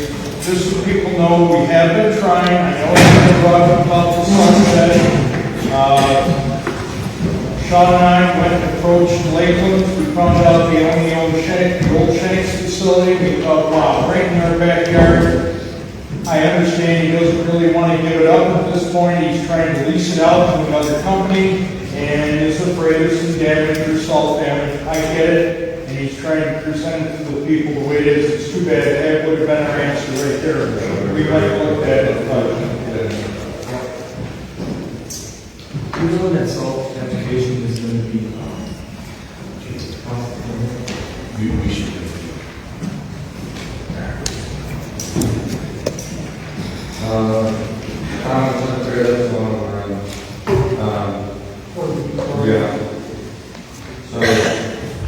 I'm sorry, I'm not able to know their square stretch were really on it. I hope I can get over this one.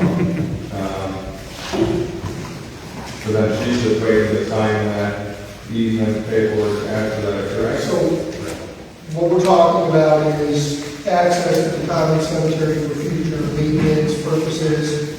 We met with Holden out there and kind of figured out an area that would work for purposes of his access. We spoke with Mrs. Garner. She's very flexible and helpful about what the town needs.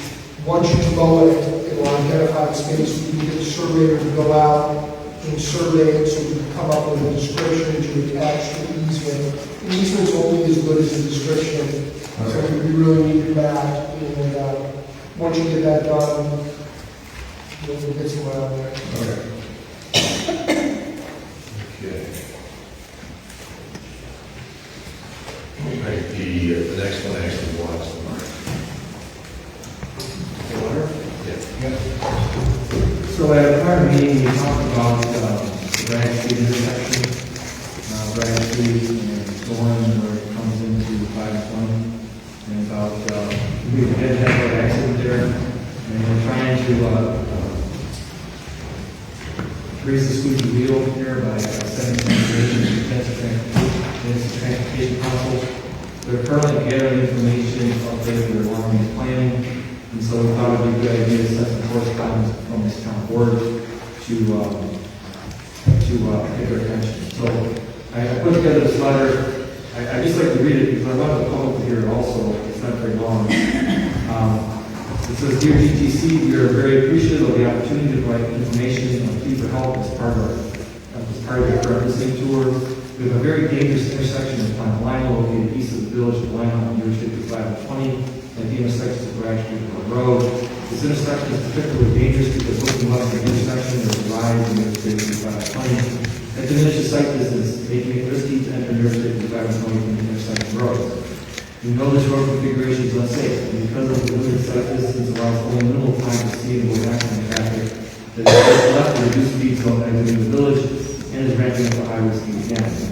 Compounding the problem is that Dorn Road and Branch Street are offset from each other, so even crossing the street with 520 north or south is risky and unsafe as well. Residents of Dorn Road and Branch Street often take alternate routes, going significantly out of their way just to avoid passing through this intersection. This intersection not only sees high volume of traffic because of the state of the state highway, but also sees large, slow-moving farm equipment from the adjacent farms. The New York State DOT has in the past obtained cosmetic features to make eastbound motorists aware of it from the intersection. A blinking yellow light, which cannot be seen until one crosses the 8% rise of the road, is present. The advanced caution sign eastbound suggesting that the speeds ahead of the posts covered in yellow reflective tape will last added a year or so ago. Unfortunately, we have not had yet another accident on March 22, 2025. There would likely be more accidents, but for people trying to avoid being killed in this intersection by taking alternate routes. That should not be normal.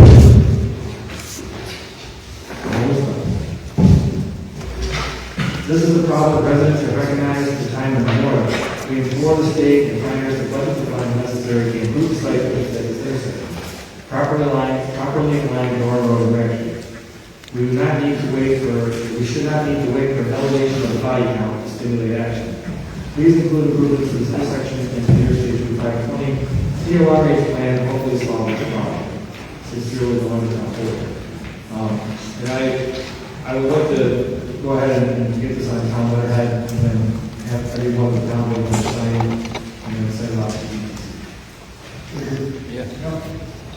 Okay, so we need a motion to send a letter.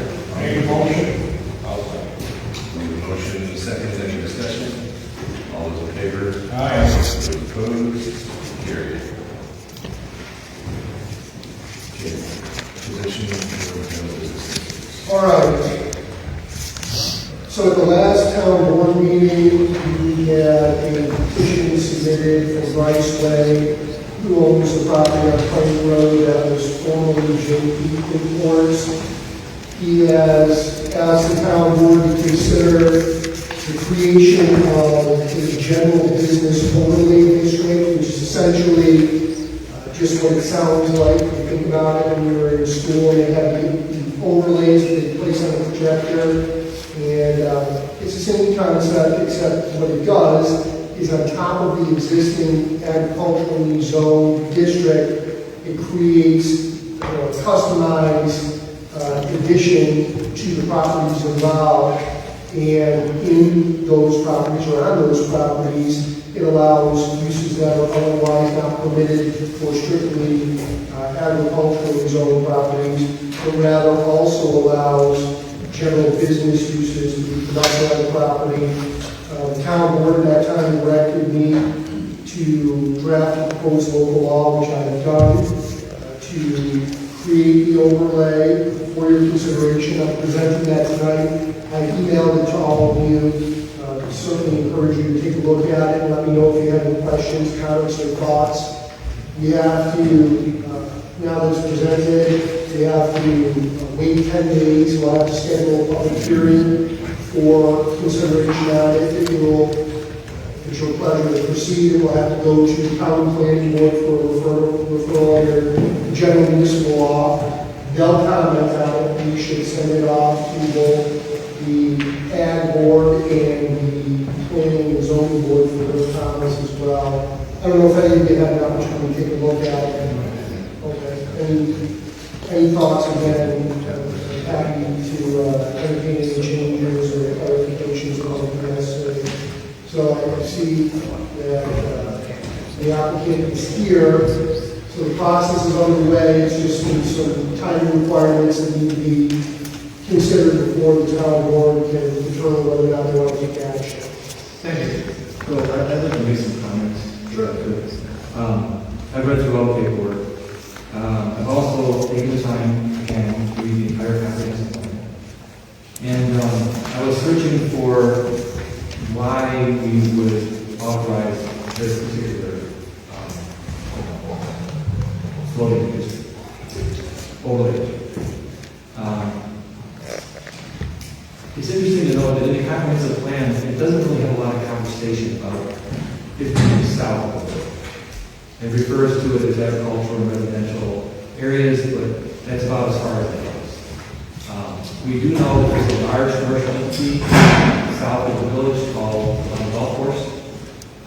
They have a banquet facility there. They sell things in their store. It's a very large commercial entity, and people get a lot of enjoyment out of the golf course. But we've also had something called JV Imports down there for many years.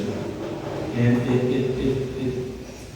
I guess I don't have the reasons why, but at some point when we created the zoning map, we put commercial zones on 5 and 20 out where Easton's is, and also where the glass businesses, and also on the very west side of the village. I think where Academy's has their storage facility and the hotel there.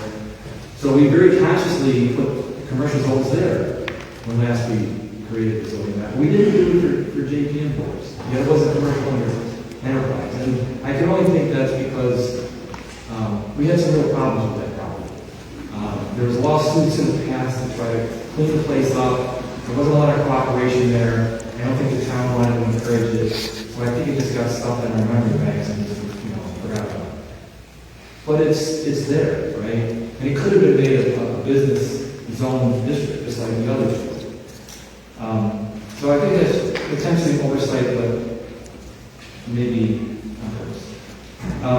The other thing is, this particular applicant has now gone out of his way to try to improve that property so that it's in a form that makes it compatible with what this overlay would do.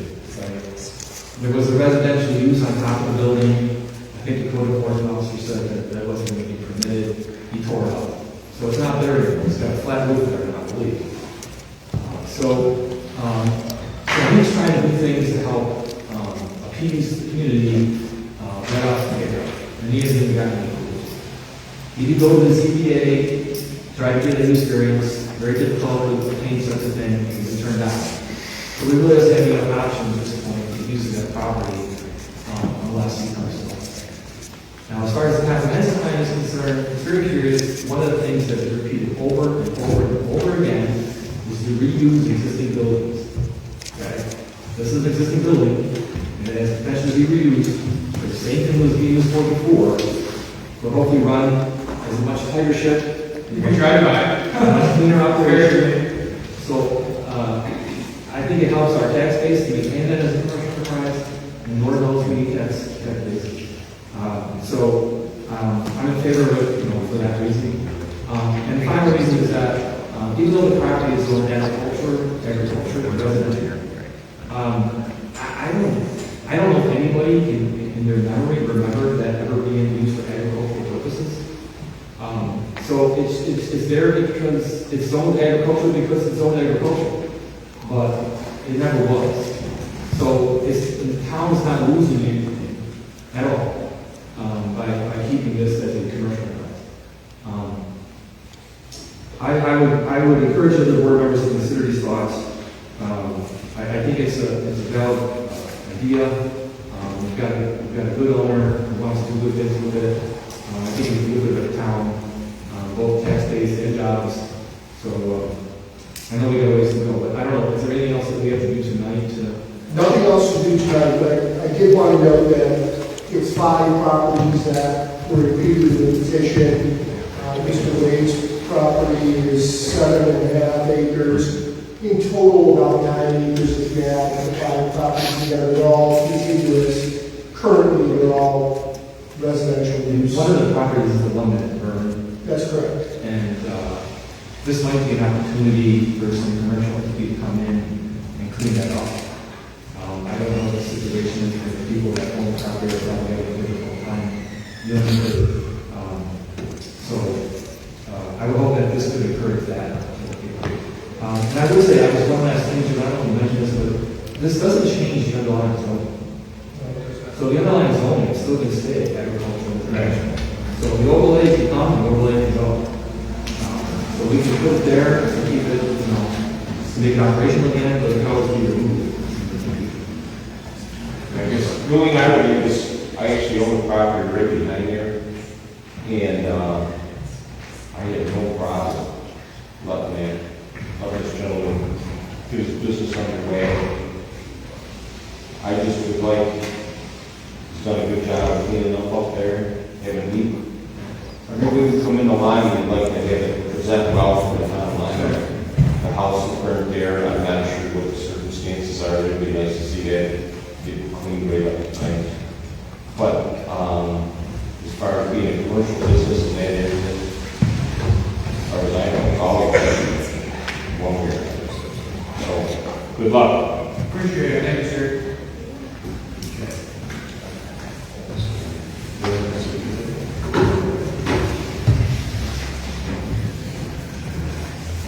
Okay, you get the email from the budget.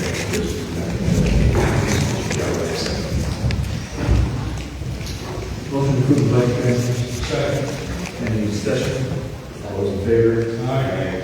Opposed? Carried. The IT services piece.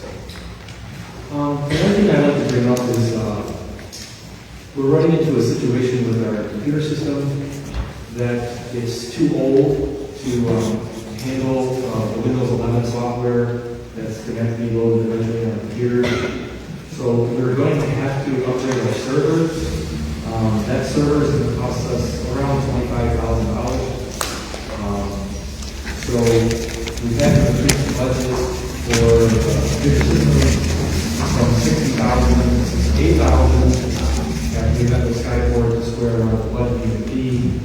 And fortunately, we think we have some money left in this year's budget that wasn't used for the computer. So we're going to use $8,000 more of the spending balance towards 2025, towards that in 2026. So even though the budget went up, it doesn't really affect the taxes. Hey, Mark. Yeah. I know we use Skyport for all the technology. Is there anybody else that would be cheaper than that? I'm not sure if you were here when we did this, but I went through a process of bidding our services. And they were lower. They were the lowest. There's not too many firms out there that are willing to even give us a price. And I think that's because they want to come in and reconfigure everything the way they want it. Sure. And they're going to have to charge for that. So we could spend $10,000 or $20,000 just to reconfigure things just so that they have the way to see. Frankly, I worked a lot with Dan. Dan does a great job for us.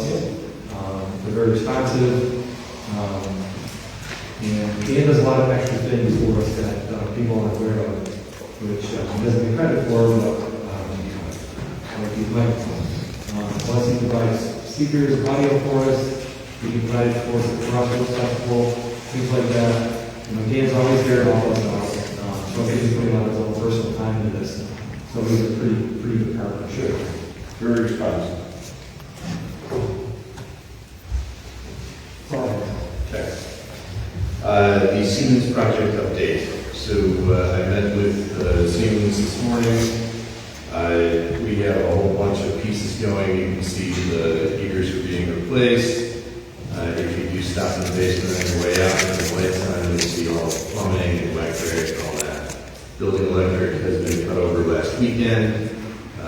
Any errors were erased the following Monday. So we should be having heat back in the building by November. We have run into a glitch with the power company over at the highway wants a fair amount of money to extend the service from the street to the building. It is one pole's worth of wire, and only one wire.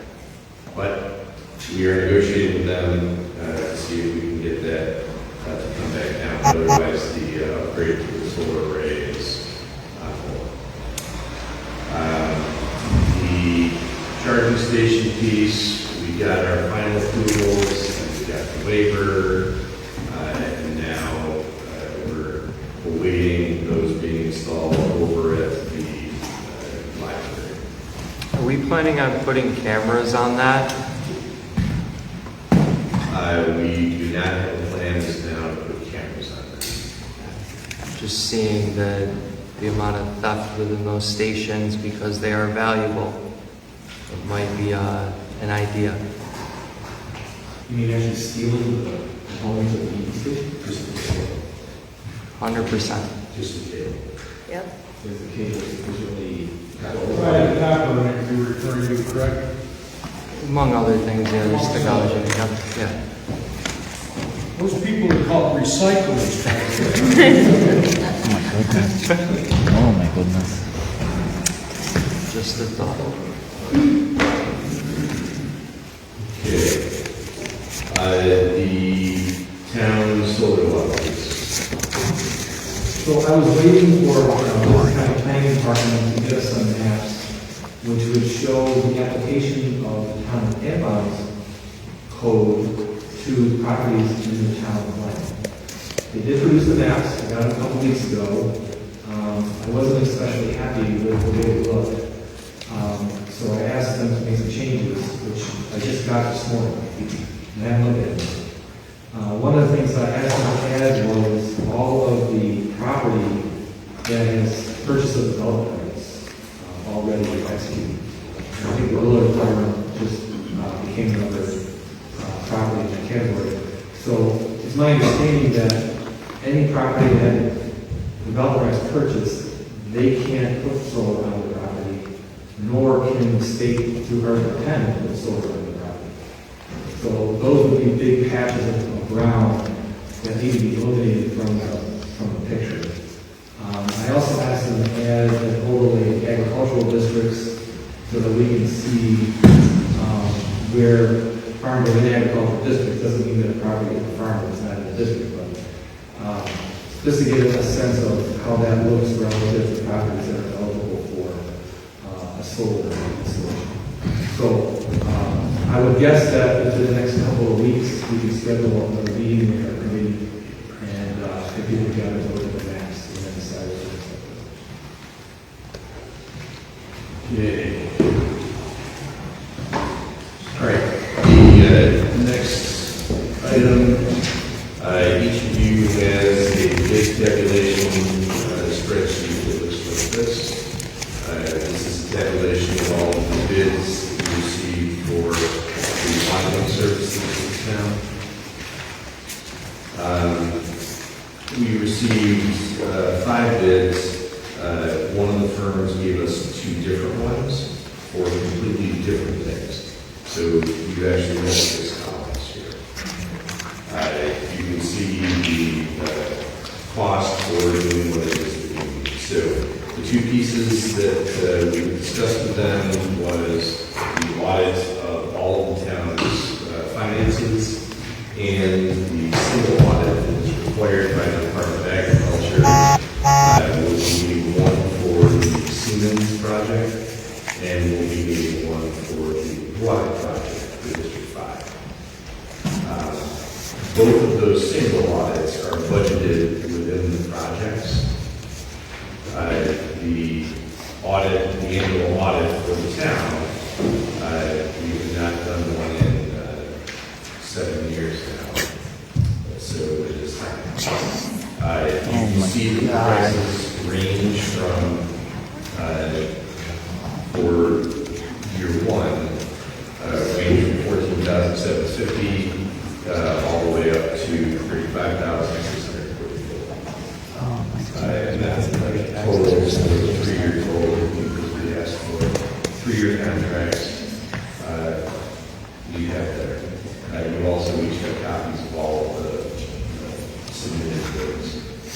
Two of the contractors also gave options for year 4 and year 5. So a couple of these firms have not provided the single audit pricing. Is that because those numbers are included in the project? Well, so you're going by year. The first block is for 2025, and we only need the single audit this year. Okay, so two of the firms prices in.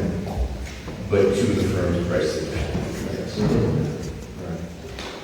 So they all got the same bidding document, they all got the same thing to look at. Everybody did a little bit different. So, but 3-year totals, definitely allied over the total of 3 years. It's a little bit. Have you interviewed any of these people to make sure that they're really understand what they're doing? So the only one who called in to ask questions and make sure they had everything.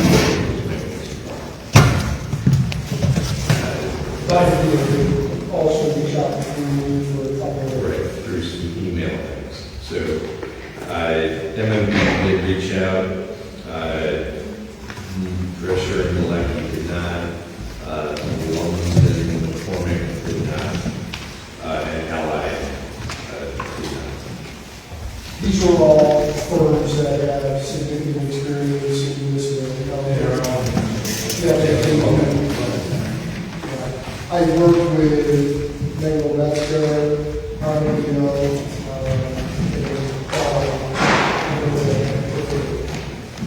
Treasurer, also had an outlook with they all have pretty deep benches of certified public accountants who do significant audit work. So you have the work with all of them.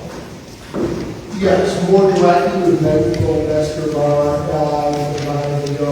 Treasurer and Homestead, I've seen their work, but I haven't interacted directly. Is it our intent to sign a 3-year contract? Is that what we're? It's our intent to sign a 3-year contract.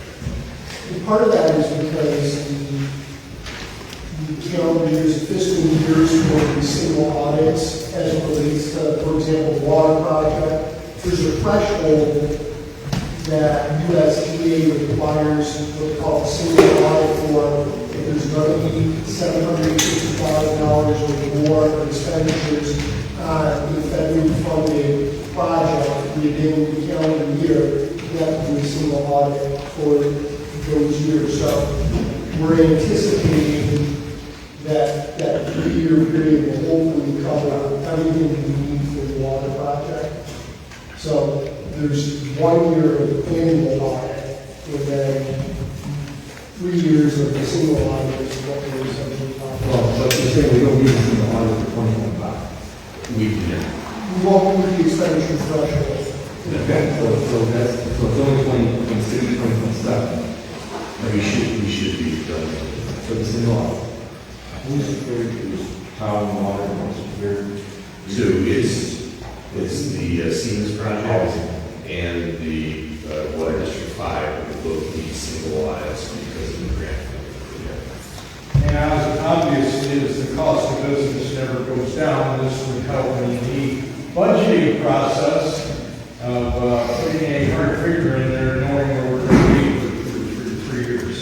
I think if you look at the proposals themselves as opposed to the outline of the proposals, probably what you're going to realize is that they're spreading, even though there's not a single audit requirement for 2025, they're spreading part of that total cost over each year to give you some relief from the budgetary standpoint.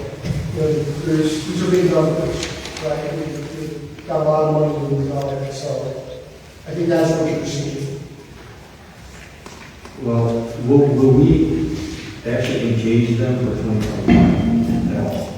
So if you read through the proposals, they all want to start the process for the general audit in the last quarter of this year, and then have it commence January 1st. They have to here, refining their scope, do their interviews, etc. And then they actually did give the audit in 2026. So we don't have any money budgeted for an audit in 2025? But we do not. Okay, so how will we get paid for 2025? We have bills on 2026? They're going to have to. Okay. So I guess the last question is, we haven't had an audit done in 2006. Yeah, the audit, the last audit took 18 months. It started January of 18 and. Okay, so now we're going to have. I think it was 2017. Now we're going to, in consecutive years. Well, you're going to have an annual. You should. audit, which is We're going to see, talk about overall, right?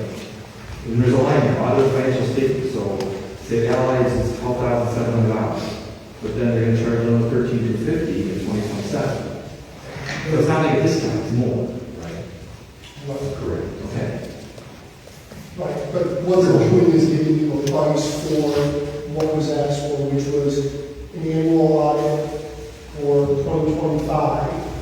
So beginning essentially in January 2026, they will start the audit books for the fiscal year 2025. They will do single audits for up to 3 years as necessary for the Vouchers project and Siemens project. What you're seeing about how they spread it out over the years is less important than what the bottom total is. No, I'm trying to philosophically understand why we're going to be doing audits in consecutive years. Forget the single audit, that's an issue with the USDA, okay? Forget that. We're now doing annual audits for 2 consecutive years. Why? We're only doing one audit then for 3 years, it's just very impossible for you? No, what we had asked everybody to bid on was an annual general audit for the town.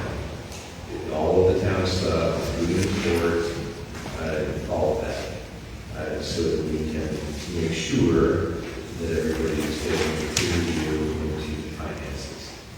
Well, I'm seeing, maybe I'm wrong, but that we're going to start doing this every year. And you're setting this up so that 2026 we're going to do a full audit, 2028 full audit. Right, like you should. So this is a perpetual additional cost in town. Aren't we required by the state controller then to do this on an annual basis or not? You are not. You are not. We have a certain amount of auditing and balancing stuff produced at annual document that goes to the town controller, and that's handled by our accounting firm. They make sure that everything is balanced, what came in, what came out, where everything went, et cetera. But some of the things that's recorded in here, the KSB updates, all that other stuff, we already have done. Our accounting firm takes care of it. This is more of a outside look from somebody who's not doing our payroll processing or doing any of those things at the town's finances. We should be doing it. How often are we required? You're not required to do We're that. not required to do it at all. There's an annual financial report that your bookkeeper prepares under the act that's required every year. There's the comptroller. A lot of small communities do not do outside third-party audits on an annual basis. Again, I strongly... Because the dog is the mayor. Do that with some regularity. It doesn't necessarily have to be every year, but I think it makes sense every other year, and it's good for everyone. It's good for all of them out there to know that there is third-party expertise guiding you, that the most current principles of governmental accounting practices are being implemented. You wouldn't necessarily know that. You talk about it being a business, money in, money out. It's every entity, even nonprofits, have to do audits yearly, even if they're under $50,000, just to ensure transparency, so they know where every cent is going. And that's, I think, what everyone in this room would like, because now everyone in this room is upset because we're 7 wondering years. why we don't have money for an ambulance. We're talking about $12,000 for an audit. No. Or, that's what you just were reading line items, right? The bill for 2026 will be about $30,000. That covers an ambulance fee, right? If you, I mean, I understand that that's a whole other separate thing, that there's additional costs and everything, but we're going through line items by item, and all of a sudden we're talking about, hey, we're gonna have something over here and not have a life over here. you And the have- perspective's lost. if it hasn't been done in 7 years, you need to do one now. That is just, Appreciate everything, guys. thank you. So I think the board should decide if we're going to be doing this in 2027 with this agreement, or if we're just going to sign up in 2027. I think that's fine. Take a look at this, read that through, and then we can address any questions you have with the company that provided the RFP proposal. I think that makes sense. You don't have a choice when it comes to the single audit, right? That is a requirement. The cost of that has been anticipated and budgeted as part of the district formation and project process. So that is an aside. However, the annual audit is something we put all together. You get some economy of scale having them do both when you're here. If you wait until a lot where you don't have a single audit, you're really putting yourself in a situation where you're paying a premium for each of those things. So having them already here, diving into your books, talking with your staff and your accounting professionals is going to save you money and be more efficient, but it's a lot of money, so it's pricey. Right, so I've worked with Bandito, and I've worked with Megan Escobar, I've not worked with Gantry. Megan Escobar is sort of a great leader.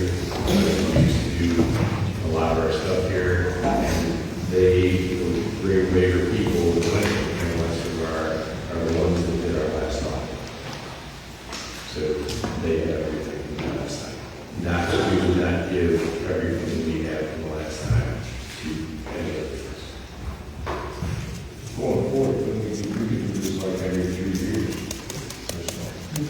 You establish a policy with, at whatever interval, I think there's value, it's a challenge from a budgetary standpoint. You know that you're already challenged, as far as budgets are concerned. But again, this is a benefit to everyone. It provides the community with assurances that you're getting the right kind of values from a financial standpoint. And frankly, it covers all of you that what you're doing is within the values of the laws and regulations related to government use of taxpayer dollars. So it's not a bad idea, but it is a practical challenge.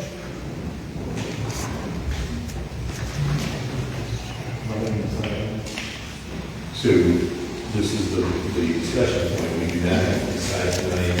I can contact all the firms and tell them that we need more time to look at them. The bid document says that we will be reporting tomorrow, what do we even have? I will point out to all of you that the preliminary budget there's $30,000 budgeted for the general audit next year. And that's if we go with Allied, and that fits into that budget. If we go with everybody else, then that's like 15 plus. No, I mean, you could, again, it's the 2025 piece, so the only one that is probably going to be out of our reach would be Lumsden. Everybody else will fit underneath that level, because if you're just talking the audit of financial statements, not the top. Well, no, this could be 18 plus 4, so that could be 40,000. For 10,000. Where are you getting? Because you have to pay 2025 for the last quarter work you've been doing.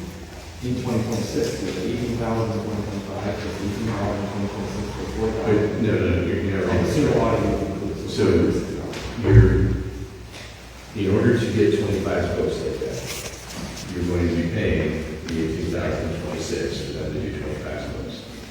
In order to get 26's books looked at, you're paying for the 2027. In order to get 27's books, you pay the 2028. Then I can see this structure. Yeah, take a look at the proposals and construct any questions you have. These professionals are used to fielding questions. They want you to understand the process, know what you're buying, and know what you're accountable to provide. So I wouldn't hesitate. It's not a fun read, but I wouldn't hesitate to address any questions to the people who are raising the boards. We have all heard your emails. And they'll come and talk to you if you want to. Well, out of the 5 of them, would you maybe just agree to pick like 2 and kind of go through the interview process? Sure. I don't think you've got frankly got more response than I would have expected. It goes up and down in terms of where they are in their practice. You know, some of these companies have backed off doing municipal audits for a couple of years. Now they're getting back into them. It's just, you never know. To get 5 proposals, I think, was good. Well, along those lines, can we just disqualify, can we just call them us for Environment Allied and talk to them? Because there were 2 low bidders and the other 3, 4, and they're looking back up. You know, I would suggest you might want to look at the Bonneville proposal. Bonneville is typically not in the running as one of the cheaper providers. They did provide an alternate for consideration. I'm just looking at these, but I haven't seen them yet, so you might want to look at that and see if that alternate is a workable solution.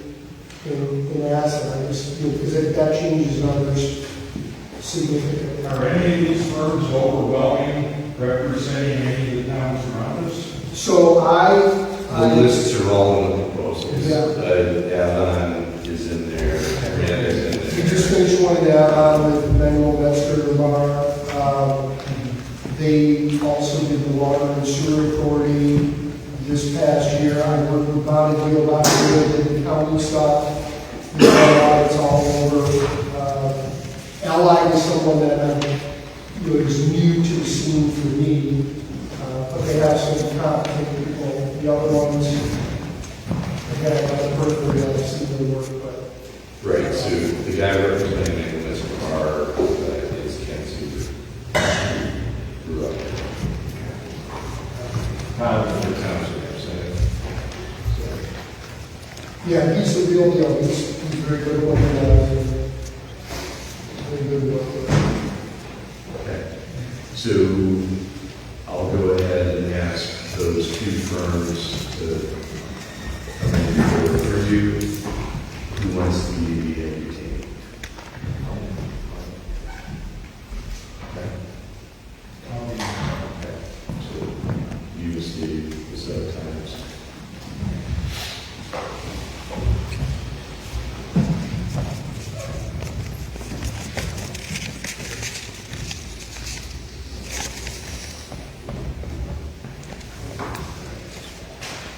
Okay, we've already covered the garbage and water survey, planning and the county.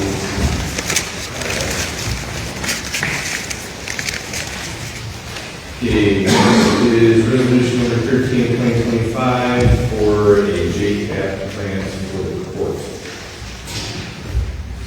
So we're trying to do something to improve the security at the courthouse, and Mike was aware that there's a grant application that you can go through against the courts. They lost $30,000 in the grant, so I'm trying to find a way to cap that. $30,000 is the max, and I believe will cover. There's a few things we're trying to do. We're trying to put a metal detector in the front door, and we want to harden the space around the courtyard. So we have to follow whether we can replace the compartment with glass, we can replace the door of the office, the door, and then outside windows, We currently have a plexiglass sheet on them, which may be enough for us. I'm getting a price for tempered laminate glass. So I think all those things can be put into this grant application and try to get as close to 30,000. But one of the things we have to have is a resolution to go with the grant application, which is going to prepare for us. It's pretty straightforward. The other thing we need to do is get blank authorization to sign the application. So we need two of those. And that's 2 months from how you bring the application, so if you want to pursue the next action, just do it. Correct. So I'll make a motion to adopt resolution number 13 of 2025 to make authorize the grant application for the Second. Any discussion? All in favor? Aye. Those opposed? Carried. I'll make a motion to allow Mike to make a signatory on the grant application. Any discussion? All in favor? Aye. Those opposed? Carried. Next is the contract with the village for salt.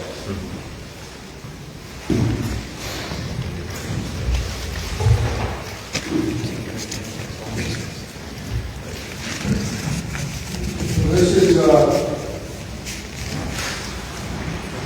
very simple agreement for your consideration based on what we've done in the past. It essentially says that the town does not have a storage facility suitable for the storage of salt use for treatment of roads during the winter season.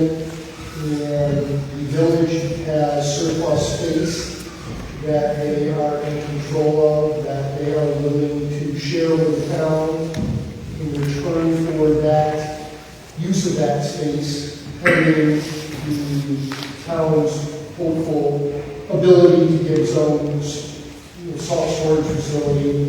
The town will absorb roughly $12,000 worth of salt that the village uses to maintain the road. So that's all will be procured by the town and shared between the town and the village for purposes of road maintenance. Equal unfettered access to the facility by both the DPW and the highway department. So that is for your consideration of this. I did reach out for the village attorney that night and discuss this, but we engaged the last several days, so I have not, we do something else, so I have not talked to him about this, but my understanding is that there's a discussion between the supervisor and there about this. So this would take effect for this season, so beginning of the November. Right away, they can start. It is, yes. Or is there residual salt that there? I gave the effective date as January 1st, and ran the term from January 1st to December 31st, but basically the 25-26 season. There is already residual salt that's still left. I don't know how much. Probably about 200 pounds salt. You do the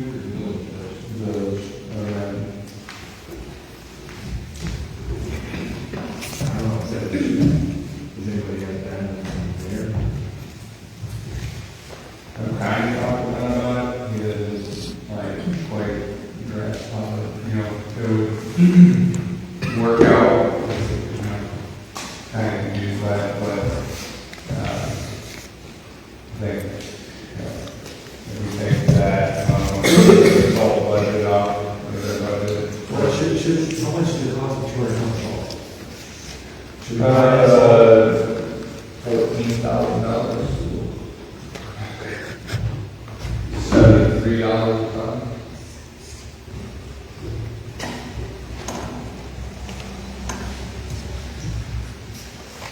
And so I don't want them to feel like we're just going to move in and pay for salt, right? Yeah. Their salt, Yeah. they pay for it. Yeah.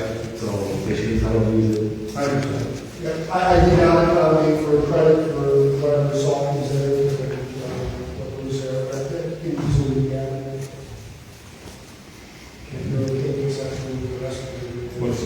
when you go through it? I think like 500. Yeah, I think somewhere around there. Maybe, I'm not 100% sure on this. I know we estimate like 1,700 tons of salt per year. And like through the contract with our ground salt, we're able to use, I believe we're able to vary on that estimate by downwards to like 75% of that 1,700, and then upwards of 150% of that 1,700 ton estimate. All depending on your, But the existing salt that's left over, that 200 ton is all owned by the village. yeah. And it might be more than that, but, it can vary. It all depends on how well it's stacked up to be 150 ton. I don't have a problem going to add that, a clause that recognizes the existing salt as October 1st.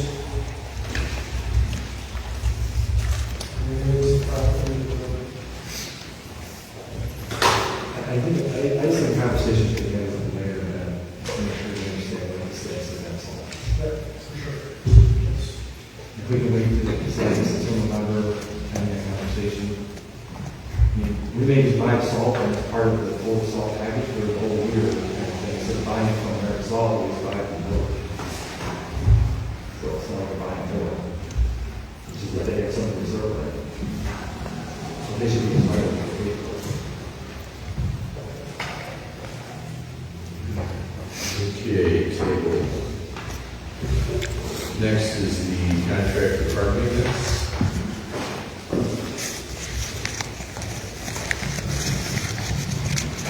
This is a similarly short compact agreement related to park maintenance, and it said that We might just buy a co-rate share. If we're going to split the salt between two of them, and there's so much salt that's there for the village. That's fine. Three items in the pile, and we'll be able to pay for some of it, and we're going to use the rest. whatever's worked out between the town and the village, whether it's between Ben and Sean or the mayor and the supervisor, I'm happy to use the right. Like Eric does vary nearly as much as the town does. I think even like the town didn't buy the salt for the village every year, but they still contributed the same amount that they contributed to their own town stockpile every year for the last however many years, like, should be sufficient. Especially if the salt that is built is one that is just a giant open cavity, dividers or anything like that. The only thing that adding a divider into a building like that's going to do is cost more money. Yeah, no need for that. Hey, Sean, do we have money this year for salt? We do, yeah. Okay, so we're in good shape coming in for every Yeah, year? we're okay. We feel comfortable. Hey, and as long as the salt line doesn't have a shutdown basically like it did last year and outbid themselves, everybody else that they sell salt to, I think the salt shortage shouldn't be an issue this year. Hopefully, let's just all cross the fingers. Scott, it's 84 degrees out there. Yeah, but that just means that the lake's gonna be warm all winter, and probably not freeze, so any northern wind that we get, we're gonna get snow, so. This next agreement is a maintenance agreement between the town and the village for maintenance of Mark Company Memorial Park. Simply says that the village, through its DPW, will be responsible for maintenance of the park. Using its equipment, personnel, resources, and experience to maintain the park. In return, the town will pay the village some of $10,000. Again, this is for the period of January 1st, 2026 through December 31st, 2026. And this is an annual thing.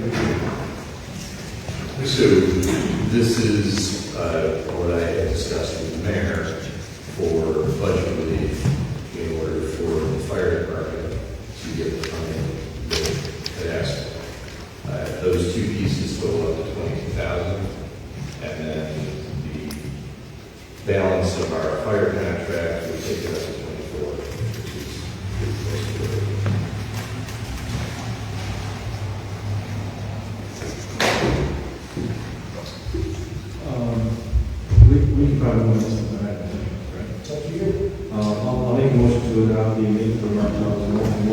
agreement with the local plan. Second. Any discussion? All those in favor? Aye. Those opposed?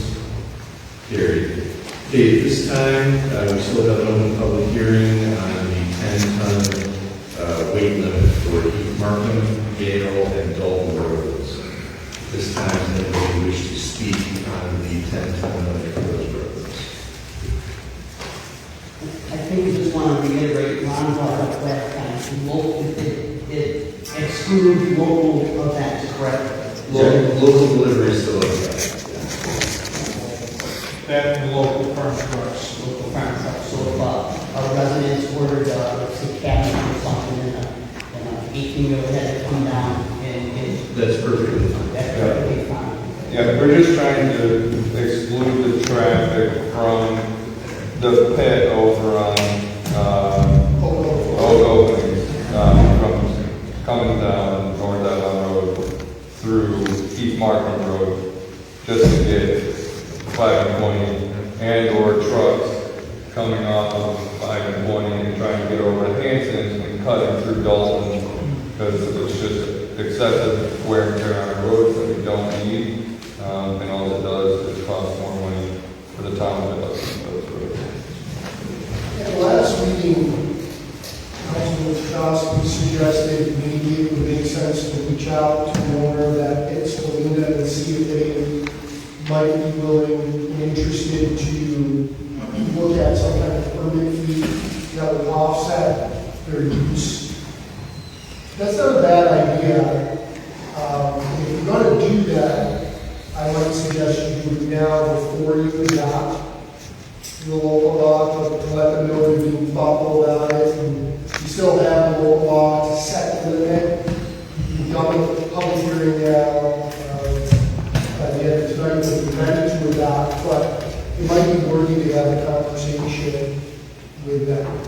And they're probably going to have to negotiate, because they have a restriction that they can't turn south on Old Openings Road based on their approval of the town of Adams. So they're not going to have an easy way to go to get out of there. So it might be worth talking about if there's responsibility there.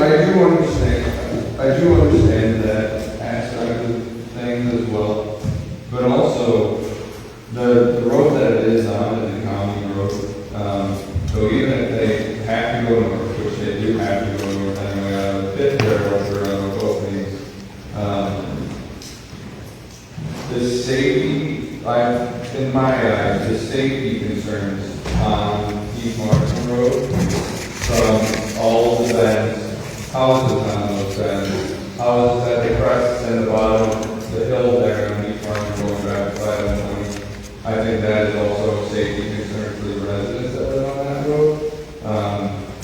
More so than, having the pit, chip in to boost up that road and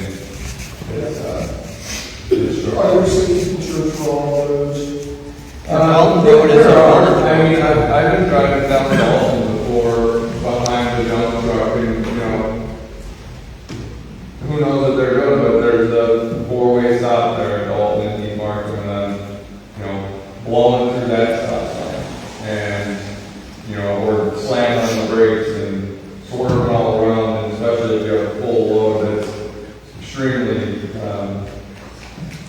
tough to have a grass line on a truck that's going 55 and slamming on the brakes.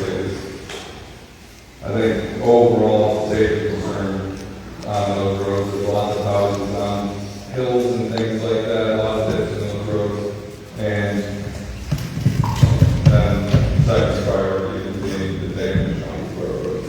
So the way it was drafted primarily was damaged roads, because the state highway the authority we have to do this local law primarily addresses that part. I guess the question for the board, based on Charles' comments, would you like me to modify the language of the local law to add those safety concerns in?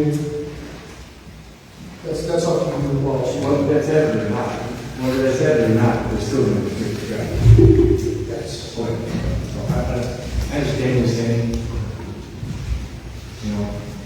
that permit fee would have to be something pretty substantial, like $100,000. I didn't really spend $100,000. At least, I mean, if you go for Otherwise, meetings. that's one time, you know, that's not good for the down the road either. Yeah, it would have to certainly be something significant. I don't know, but I understand that that pit does a lot of business. So a lot of work to them, but that doesn't, it's immaterial. That's not an issue. I just brought it up because Mark, you mentioned it at the last meeting, and I wanted to make sure that we spoke about it before we decided. Well, if it was a sleeping clock, we're looking for ways to generate some revenue, but I mean, I'm going to defer to the highway superintendent. If he feels that safety overrides, you know, the ability to get additional funds to town, then I'm not going to personally. So, with that in mind, we adopt Motion goes to public hearing. Okay, so the public hearing is closed. Any motion to go ahead and adopt the The record should reflect this is a type 2 action under seeker, so it does not require any additional statement following that. I'll make a motion to adopt Town of Lima law number 3. With regards to weight limits, specified roads in the job. Is there a second? Oh, and I should say that it's also considered like 2 seater. I already. He just says that. Yeah, it's type 2. I just want to show progress. Yeah. So we have a second. Second. Any discussion? All those in favor? All those opposed? Carried.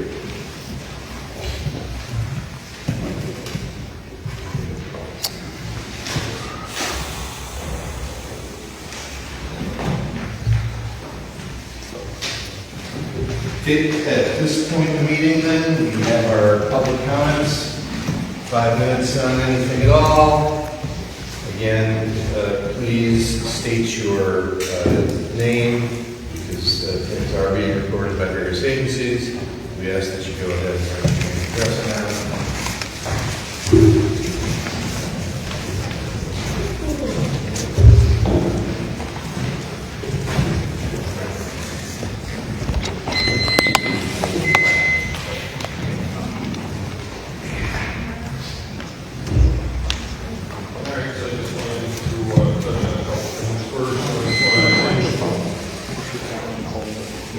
Just wanted to touch on a couple of things. First, I just wanted to take back the NOC.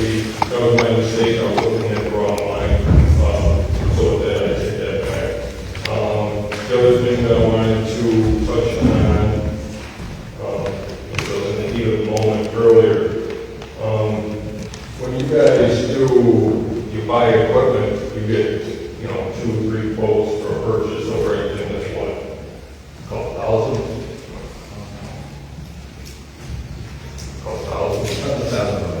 Okay. No, I just wanted to know because it raises the question in my mind. When you're purchasing, when you're going to spend for the attorney, $500 is a lot an hour. And as far as this meeting, we're already at $1,800, $1,900, and then if you include his drive time as he does and his receipts, roll over $2,000. So we shopped around for our equipment. Did you guys shop around for the attorney prices? I noticed one of the earlier attorneys you were paying $300 an hour. So now you're paying $5. Just curious. You don't have to answer. I don't expect an answer. Just wondering where the $500 an hour comes into. Can I ask a question? I'm not sure if you're talking about me or you're talking about. Oh, no, I'm talking about the lawyer that they fired for their contract negotiations. I'm just saying, you guys both combined is $750 an hour. So let me just correct that. Couple things. First, when we did look for an attorney to begin negotiations, we did interview and talk to a number of different firms. You have to select firms that have attorneys in collective bargaining negotiations. Most of those firms that do that kind of work are larger firms. They have higher billable rates. Typically, the firm that we selected, which was Bonshine and Jacobson, they are working for the town at an agreed upon rate of $300 an hour, which is a reduced municipal rate. So it's not $500 an hour, it's $300. Because if you look at the itemized receipt and you add it up, it comes out to $500 an hour. Well, but that's besides the point. There's another thing I wanted to bring up. I'm using the attorney to sit down and have a conversation with them. Because there's a lot of towns that will sit down and them, which we proposed last thing with the disciplinary, that we would do a handshake on the disciplinary actions. So that we wanted to establish a little bit of trust between both parties. And that wasn't good enough for me to have something written up.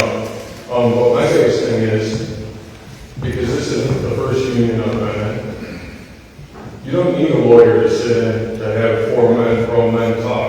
You don't. You need them at the end stages when you finalize, right?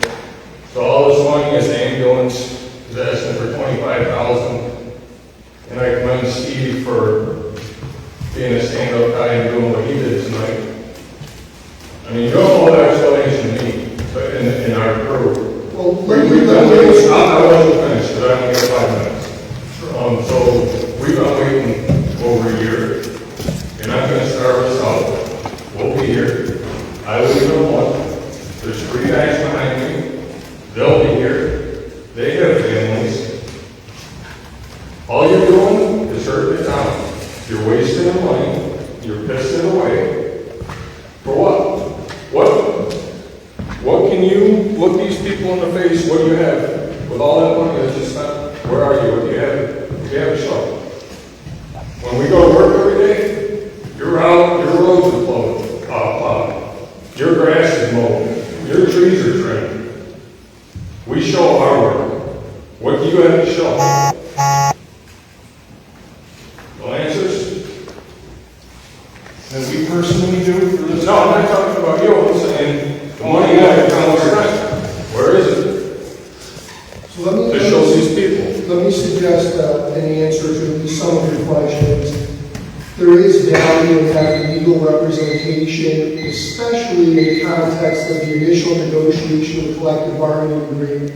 The reason for that, Mr. Gilbert, is that whatever that agreement is, when it's finalized for the first time, becomes the basis for all future negotiations with the union. So if it's not done properly, and if it's not thorough and complete, then it causes problems for everybody, the unit members and the town. So yes, sir, it would be checked before, if you're misunderstanding what I'm saying. We don't need an attorney to sit in for us 4 to talk and have a conversation and say, X, Y. Hey, okay, give a little bit here on your part, give a little bit here on your part. Okay, this all looks good. Here's the attorney. Either way, I'm not debating that. It is their money that you're spending. Another thing I wanted to ask is in these receipts, a lot of money, thousands, has been spent for something about an employee handbook. You guys have a copy of that or anything? it's in the process of being employees still spending the money on it. Right. So you spend thousands of dollars. You can't finalize the employee handbook until the union negotiation is complete. Right, so why are you writing it? It's a collective bargaining agreement. So you're sitting there writing it on your own terms, and you don't even know that we're going to agree to it. So you could potentially waste all that money. No, that's not the way it works, sir. Thank you much for your time, and have a wonderful night. Thank you.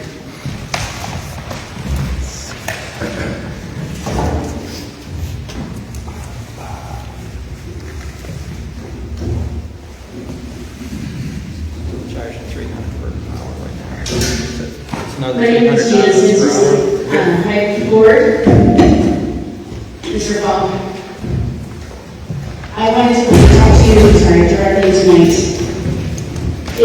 to note that we've had many positive interactions over the past, I've been in Lima 15 years. I brought my Girl Scouts in front of this board, I brought my Boy Scouts in front of this board several times, and you and I celebrated together last spring when my daughter Ava won a Living State County team. It's also important to note that you are perceived as a bully in this town, as being difficult to work with. And I did not let that take over my judgment. But on Monday, the post you made to the Lima Town website was absolutely incorrect, inaccurate, and damaging. And for something like that to come from our town leader, it was manipulative. You knew it, and you posted it because you know people listen to you. You are our leader. I will be doing everything in my power between now and November 4th to convince as many people as I can to make a change. And if I fail, and I might, I sincerely hope you heard every single voice here tonight, and mine, and please do better. Because we need you to do better. Thank you.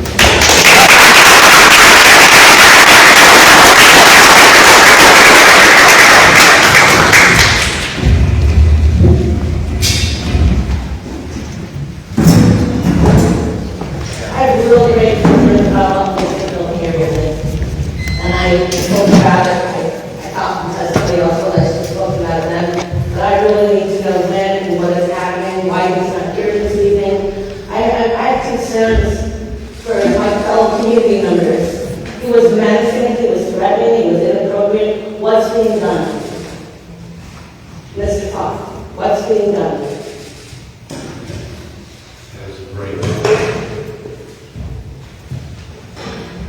As of right now, nothing. Why are you doing nothing? Did somebody not reach out to you to let you know and let you know what he said and what he threatened, and you've done nothing? You are correct. Nothing is being done right now. And you don't plan on doing anything? It's It's a what? It's a town social platform. It is not. In public, he threatened his constituents. So this is being recorded, correct? You're not going to do anything about that? Callie, You're not going to do anything about it? It's a simple question. In the thread, he said that he would be talking to union members. He specifically brought up his town board membership and then insulted voters. This should be an ethics board issue. So you're not going to do anything about it? Is that what you're saying? Just please answer the question. it does not meet the threshold for the town's ethics code. That's ridiculous. Then your ethics code is ridiculous. No. Freaking coward. I spoke earlier. My name is Robert Day. I was a victim of Bill Carey's verbal assault, along with many others. I won't go into what I said earlier, except to say that I'm appalled, utterly appalled, by the actions of an elected official. And the fact that there is nothing that you, Mr. Cook, will do is appalling and disgusting and reprehensible. We elected you, not the other way around. He threatened voters, he misaligned, disparaged voters, myself included. God, Christopher showed you the poster he did? People made like you made me sit. How do you think I felt? Having that directed at me, and he directed at others as well. That is unacceptable, inappropriate. That is poor behavior from an elected official. And there is nothing you can do about it? Are you serious? Are you effing serious? I am thoroughly disgusted. That is why on November 4th, I will be voting for change. Because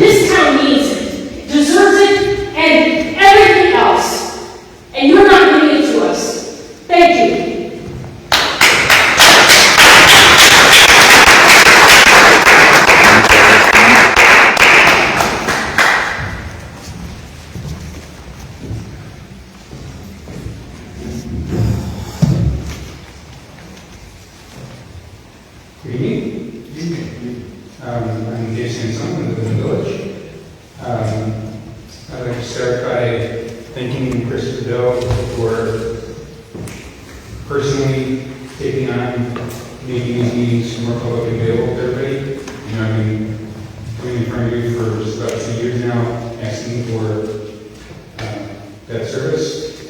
I know there's grand, larger plans for this space and that sort of thing. Obviously, you know that the audio here is not great. It doesn't come across great on things that are being put in today. So I hope that you're not letting the perfect scenario get in the way of making it better. I believe he also has at least 150 people subscribe to his channel already, which is like 10 times the amount of people that are typically active in these meetings. So there's certainly appetite in the town for that service, and I hope that you continue to make that be better. As the ambulance issue, obviously I'm a part of that service. I was a little disappointed with the number of comments from the supervisor over the past couple of days. One was in video talking about the county service being the vision of the future, maybe in some future. That's not the world that we live in today. That's not the world that we live in next year. Just a couple weeks ago, I was out at 4 a.m. for a couple of hours staging for the county because they had one ambulance service, and it's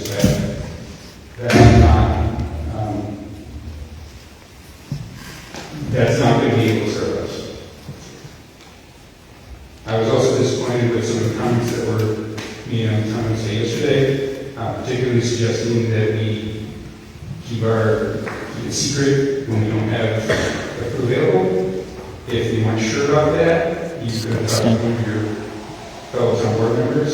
He probably could have told you in his training that that was not anything that was ever given to him as policy or procedure. On the junior night tonight, the flag car is going to be in my driveway, just like other people's driveways on a regular basis. And the reason we do that is to serve the community. And that's why we want to be here. Thank you.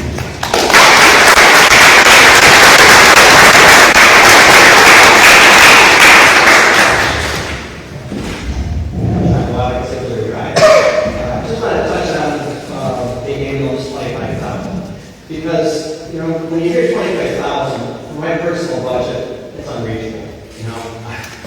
But, you know, when I look at the budget, the town budget, it's hard to know how does that trickle down and affect actually someone's tax bill, you know. In the village budget documents, which are, I feel, a lot clearer than yours, but, you know, I know you have a different business model because you're a town. But in the villages, it's stated right up front what the total assessed valuation is that the expenditures are being put against. Likewise, all the tax rate is showing. So in the village, we have $738 assessed valuation. And then there's also historical records of what's happened with the assessed valuation, as well as what is the computed tax rate. So I didn't find the tax rate for in your tentative budget. I see all the expenditures, it's all done very well, but no tax rate. I know what my tax rate was last year, but I don't know, with this tentative budget, how's it going to impact me? I have no way of really discerning that without a tax rate. So these are just things to think about perhaps in the future. Maybe you could create an appendix, but that $25,000 in the village, and the village does have a much smaller assessed valuation than the town. When you take $25,000 and divide by the assessed valuation, you come up with 20 cents a thousand. So on my house, that comes out to $40 a year extra to try out this model with the ambulance. I would assume that this $25,000 we're talking about for the town to allocate is probably going to be somewhere in it. If you have a big property, sure, it's going to be a little bit more, but probably on average it's going to be $50 to try out this model for 1 year and reevaluate.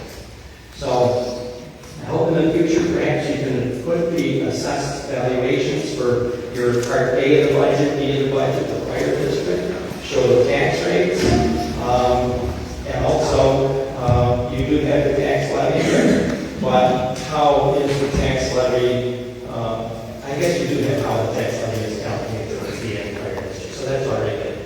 But $50, a person out there, a family out in the town, try this out. It's a lot less than what Mr. Steve Warner is going to do with $5,000. Keep your money. We all need to pay for this, Steve. Yes. Good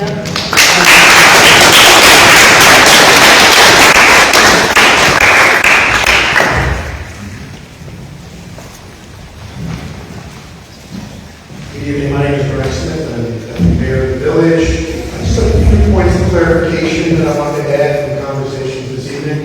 One is that the village tax rate was a significant and not unthought of rate hike this year.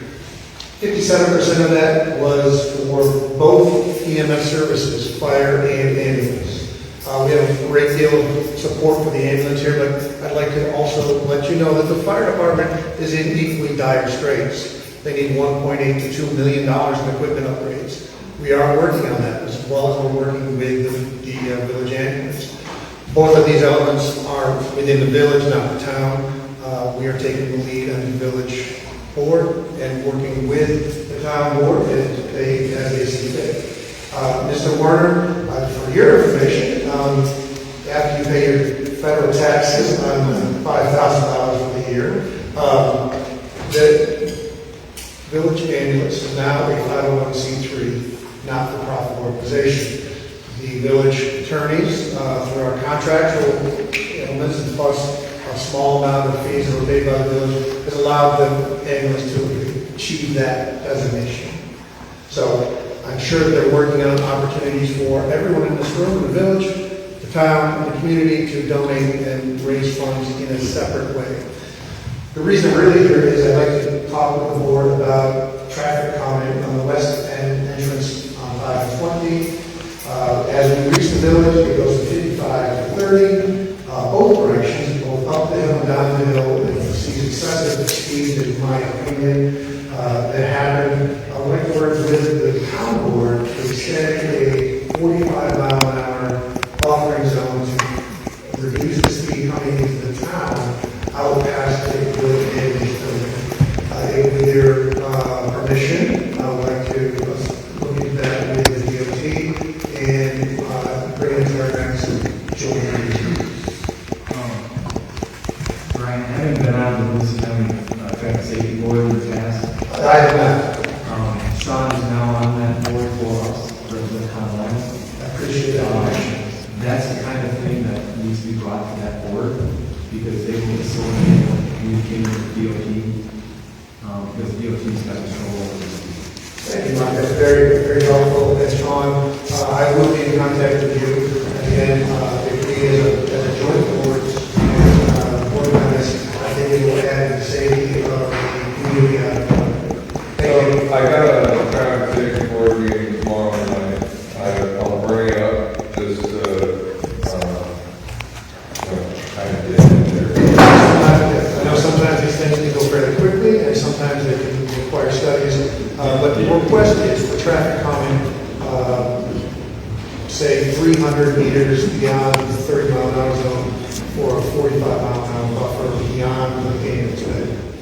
So we already obviously, you're talking, Brian, just the west side, because we already do hit the 45 buffer out here. Right. So you're talking a sign somewhere between there and the Liaison Center Road, right across from Jerry Lawson's driveway, maybe. That's a primary. That's what I'm looking at. And again, traffic speeds up the hill.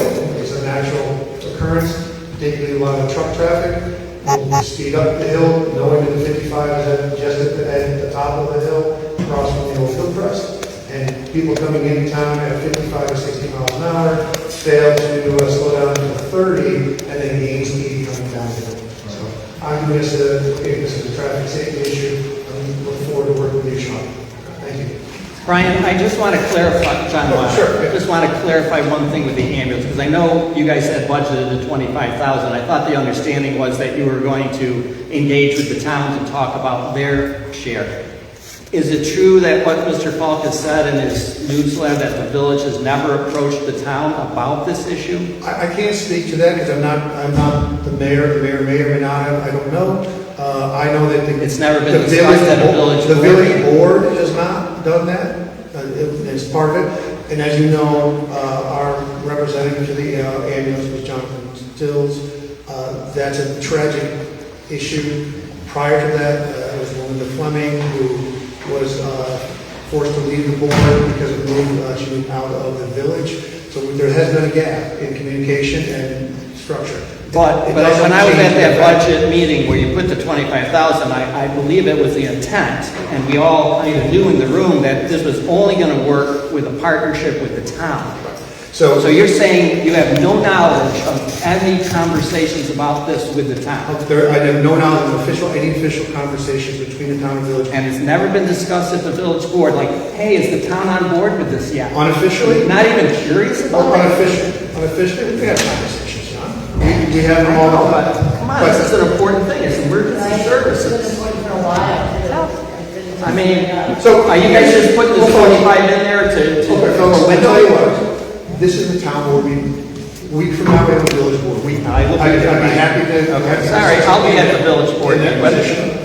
And Supervisor Falk, do you stand by your statement that you have not had conversations with the village mayor about the ambulance 25,000 or any other amount? What was written was that the strategic planning for this initiative was not discussed in the town. At the time, but did you have a discussion with Mayor Skip Tunis is my question. Prior to that. It's one of these things. Let's put the fiscal year June 1st for the village when their $25,000 was allocated. It was $50,000 for both fire and EMS. I know. I just want to carry that across. But has he had a discussion with the 25,000? Because you're making it seem like in your report that this is all new to you. That, wait, we never knew anything about this 25,000. Is that what you're saying? What I said was that there was no advance notice. When I found out about the village's tax increase and contributions to the ambulance and the fire department after their budget was passed. Okay, that's June, and we're in October. So you still had quite a bit of time. So you weren't blindsided for it. It was done well before you started your budget deliberations in September or late August. You are correct. It was done before our budget deliberations. Okay. Well, who cares what's happened in the past? I don't care. Let's look at what's going to happen in the future, and hopefully you guys will all do the right thing, and let's try this out for 1 year in a trial basis. Town 25, village 25, and maybe ambulance, whatever they can afford. And Steve Warner's salary. No. Steve is holding on to his money because we all need to contribute. And an announcement, the Crossroads Council, amongst two other charities, has wrote a check last night for $2,500 for the Lima volunteer ambulance as well.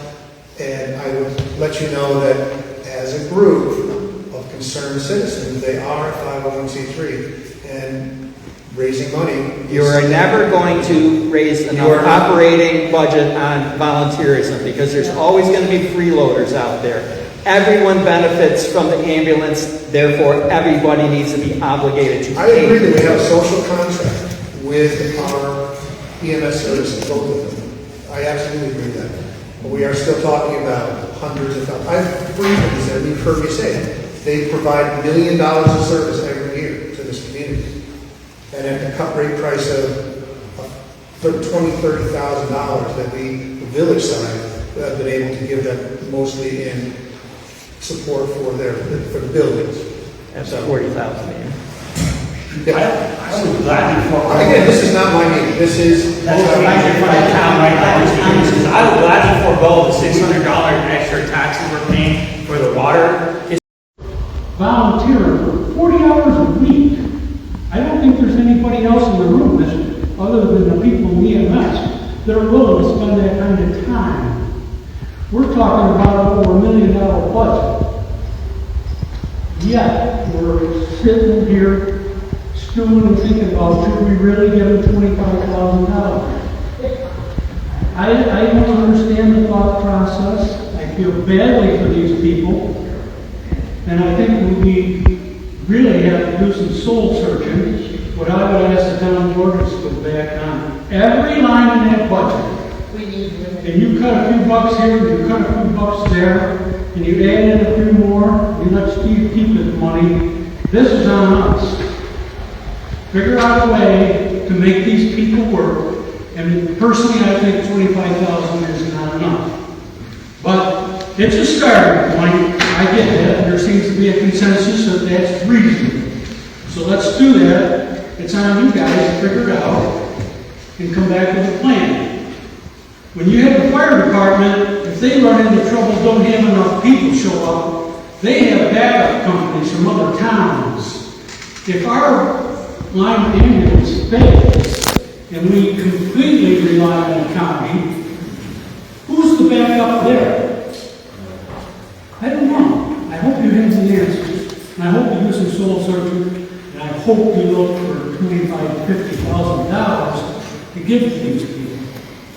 I appreciate your time.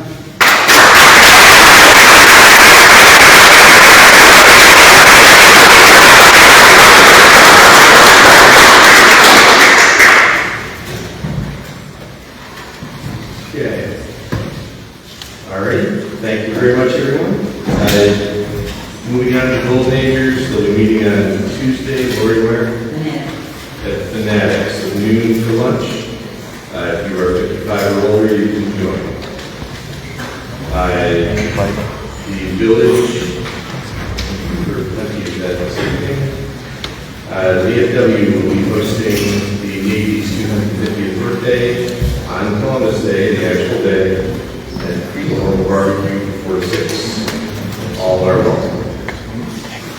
The American Legion will be having breakfast this coming Sunday. There's a big fundraiser for Joe Hammond, who was suffering from ALS on Saturday. Be Well in Lima, I'll let Mark talk about that.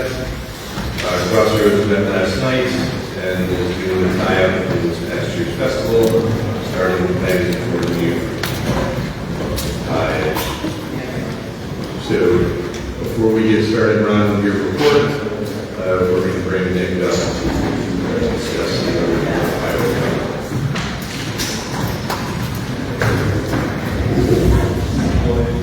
Thank you. I think everyone's aware this morning, but my name is Nick Jacobson. I'm an attorney with Petition King, and we are the attorneys representing the town in conjunction with the collective bargaining negotiations with the Teamsters. After the town received notice from the Teamsters, it voluntarily recognized them as the union representing the highway department employees. The town received the Teamsters' first contract proposal on April 2nd, and the parties held an initial bargaining session on April 8th.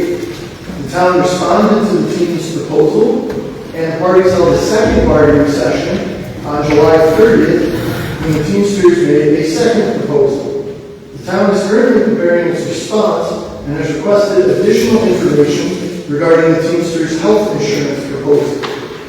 In the interim, the town reached an agreement with the Teamsters to resolve agreements filed by them and rescinded counseling memorandums that were previously issued to employees. The Teamsters' second contract proposal includes a request for a 6% raise retroactive to January 1st, 2025, as well as a further raise of approximately 23% beginning in 2026. The Teamsters are also seeking to have the highway department employees covered by the Teamsters Health and Hospital Fund. The town is currently evaluating the coverage and costs associated with the Teamsters plan, and again has requested further information regarding it. The Teamsters' second proposal also includes terms related to holiday pay, vacation time, compensatory time, various leaves, and as well as longevity pay, all of which could have significant financial impacts on the town. The proposal also includes terms that would restrict the town's management of the highway department, including proposals related to scheduling, employee discipline, the use of cameras, and the implementation of technology, all of which could affect the services provided by the town to its residents. The town remains actively engaged in discussions with the Teamsters, and we hope that we can continue to negotiate in good faith and reach an agreement. Thank you. Anything else we have? No,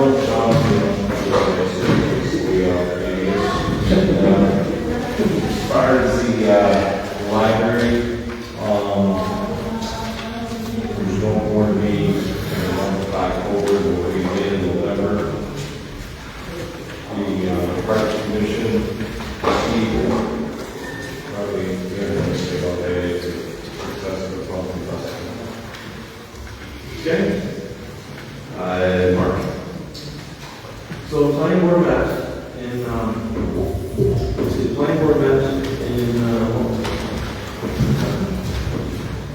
Total Convex project was conditionally approved.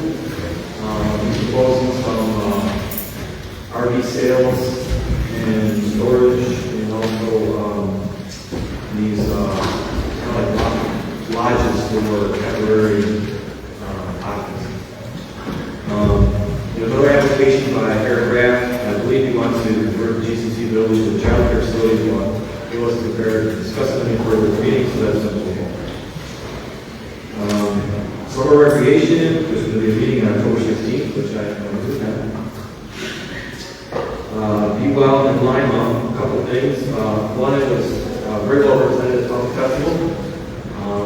We thank you for the location of the tent, because we have to get back over there. Kudos go out to Susan Gainer and Tori Andrusik, who are putting a tremendous amount of energy into staffing these tables whenever we set up.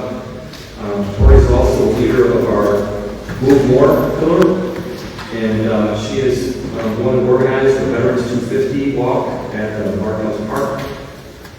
Basically, I think I mentioned this before, if you are willing to join in, we're trying to get people to do 250 laps at the park before July 4th. You can sign up. If you Google Be Well in Lima, you can get to the GDHP website.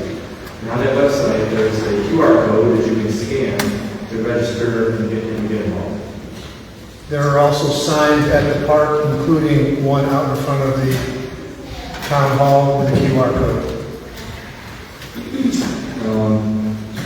The last thing I had is the court liaison. We're going to cover the court grant earlier. Steve? As far as on the Parks Commission, we've got some projects that look like they're going to be going. We hope yet this fall. One for sure is the Eagle Scout project, a new fishing dock, which is going to be about a $900 to $1,000 cost. That will be covered by some of the proceeds from the Pumpkin Festival. We will also be supporting, it looks like, at least one, if not two roofs that are desperately needed on two gazebos down there that need to be upgraded. Again, I thank everyone in the community that came out this past weekend. I would say we had another success. The numbers will come back. I think it takes Mike about 2 weeks for the county to get the ping, the cell phone pings, and where everybody traveled to coming this way. Last year we were right around or close to 4,000. We truly believe we had about that many again this year. Nothing on the ZBA, but I would imagine down the road, obviously, Mr. Wade, I'm sure there's going to be meetings and everything to address that. Again, on the Pumpkin Festival, just again, it took the whole community to put this thing together. Really appreciate it. The fire department, the meeting the other night, we were actually pretty short on calls. I think there were only 10 or 11 calls that Vicki was here. I didn't bring my notes with me. I thought I had them. We just had repairs done to our pumper 234 for a gasket seal on a water valve, and we had a small hydraulic leak taken care of on another truck. Other than that, for now, all the equipment is in good shape. We had a bid-in per se with a local fire department trying to get a pumper replaced.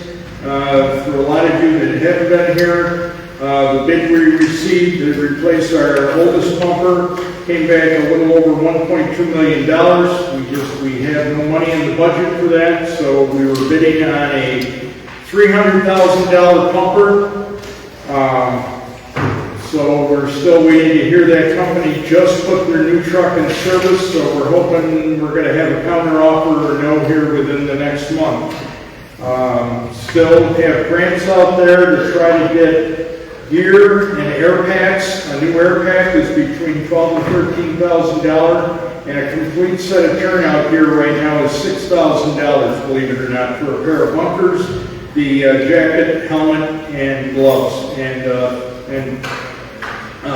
fire, I call it the fire suit, part of the Nomex hood.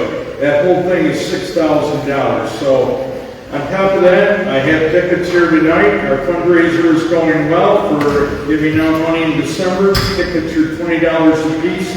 You can win anywhere from $100 to $9,800, and we appreciate everybody who's been participating in that. We're a little ahead of last year, but still a ways to go. And on the fire department, I think Mr. Luck mentioned maybe selling some properties, maybe buying a storefront next door. Is that so there is a offer, and I kind of started the whole deal with Julia. I know the family very well. I started out with the family in Pennsylvania, turned it over to the rest of the exec board, which I am on. But we are always in need of space. We are in need of space for a communications center, a better communications center, and right now there is an offer going forward with the village to kind of swap out some property back and forth to cover the purchase of that building. Yes. I think it was Mr. here because he talked about maybe the communication. We're using a different system than our surrounding communities. Would that be used, that area be used? Well, here's what the talk was. That, and if we ever have another ice storm or something like that, to have a better central brain center for both officials and fire department to work out of. That is kind of the goal too, going forward. So there's ideas in play, and it's just in the fledgling stage. And then just on a personal note, I want to thank you, the public, and all my friends for the support 2 weeks ago at the Alumni Weekend. I really appreciate all the support on that. Thank you.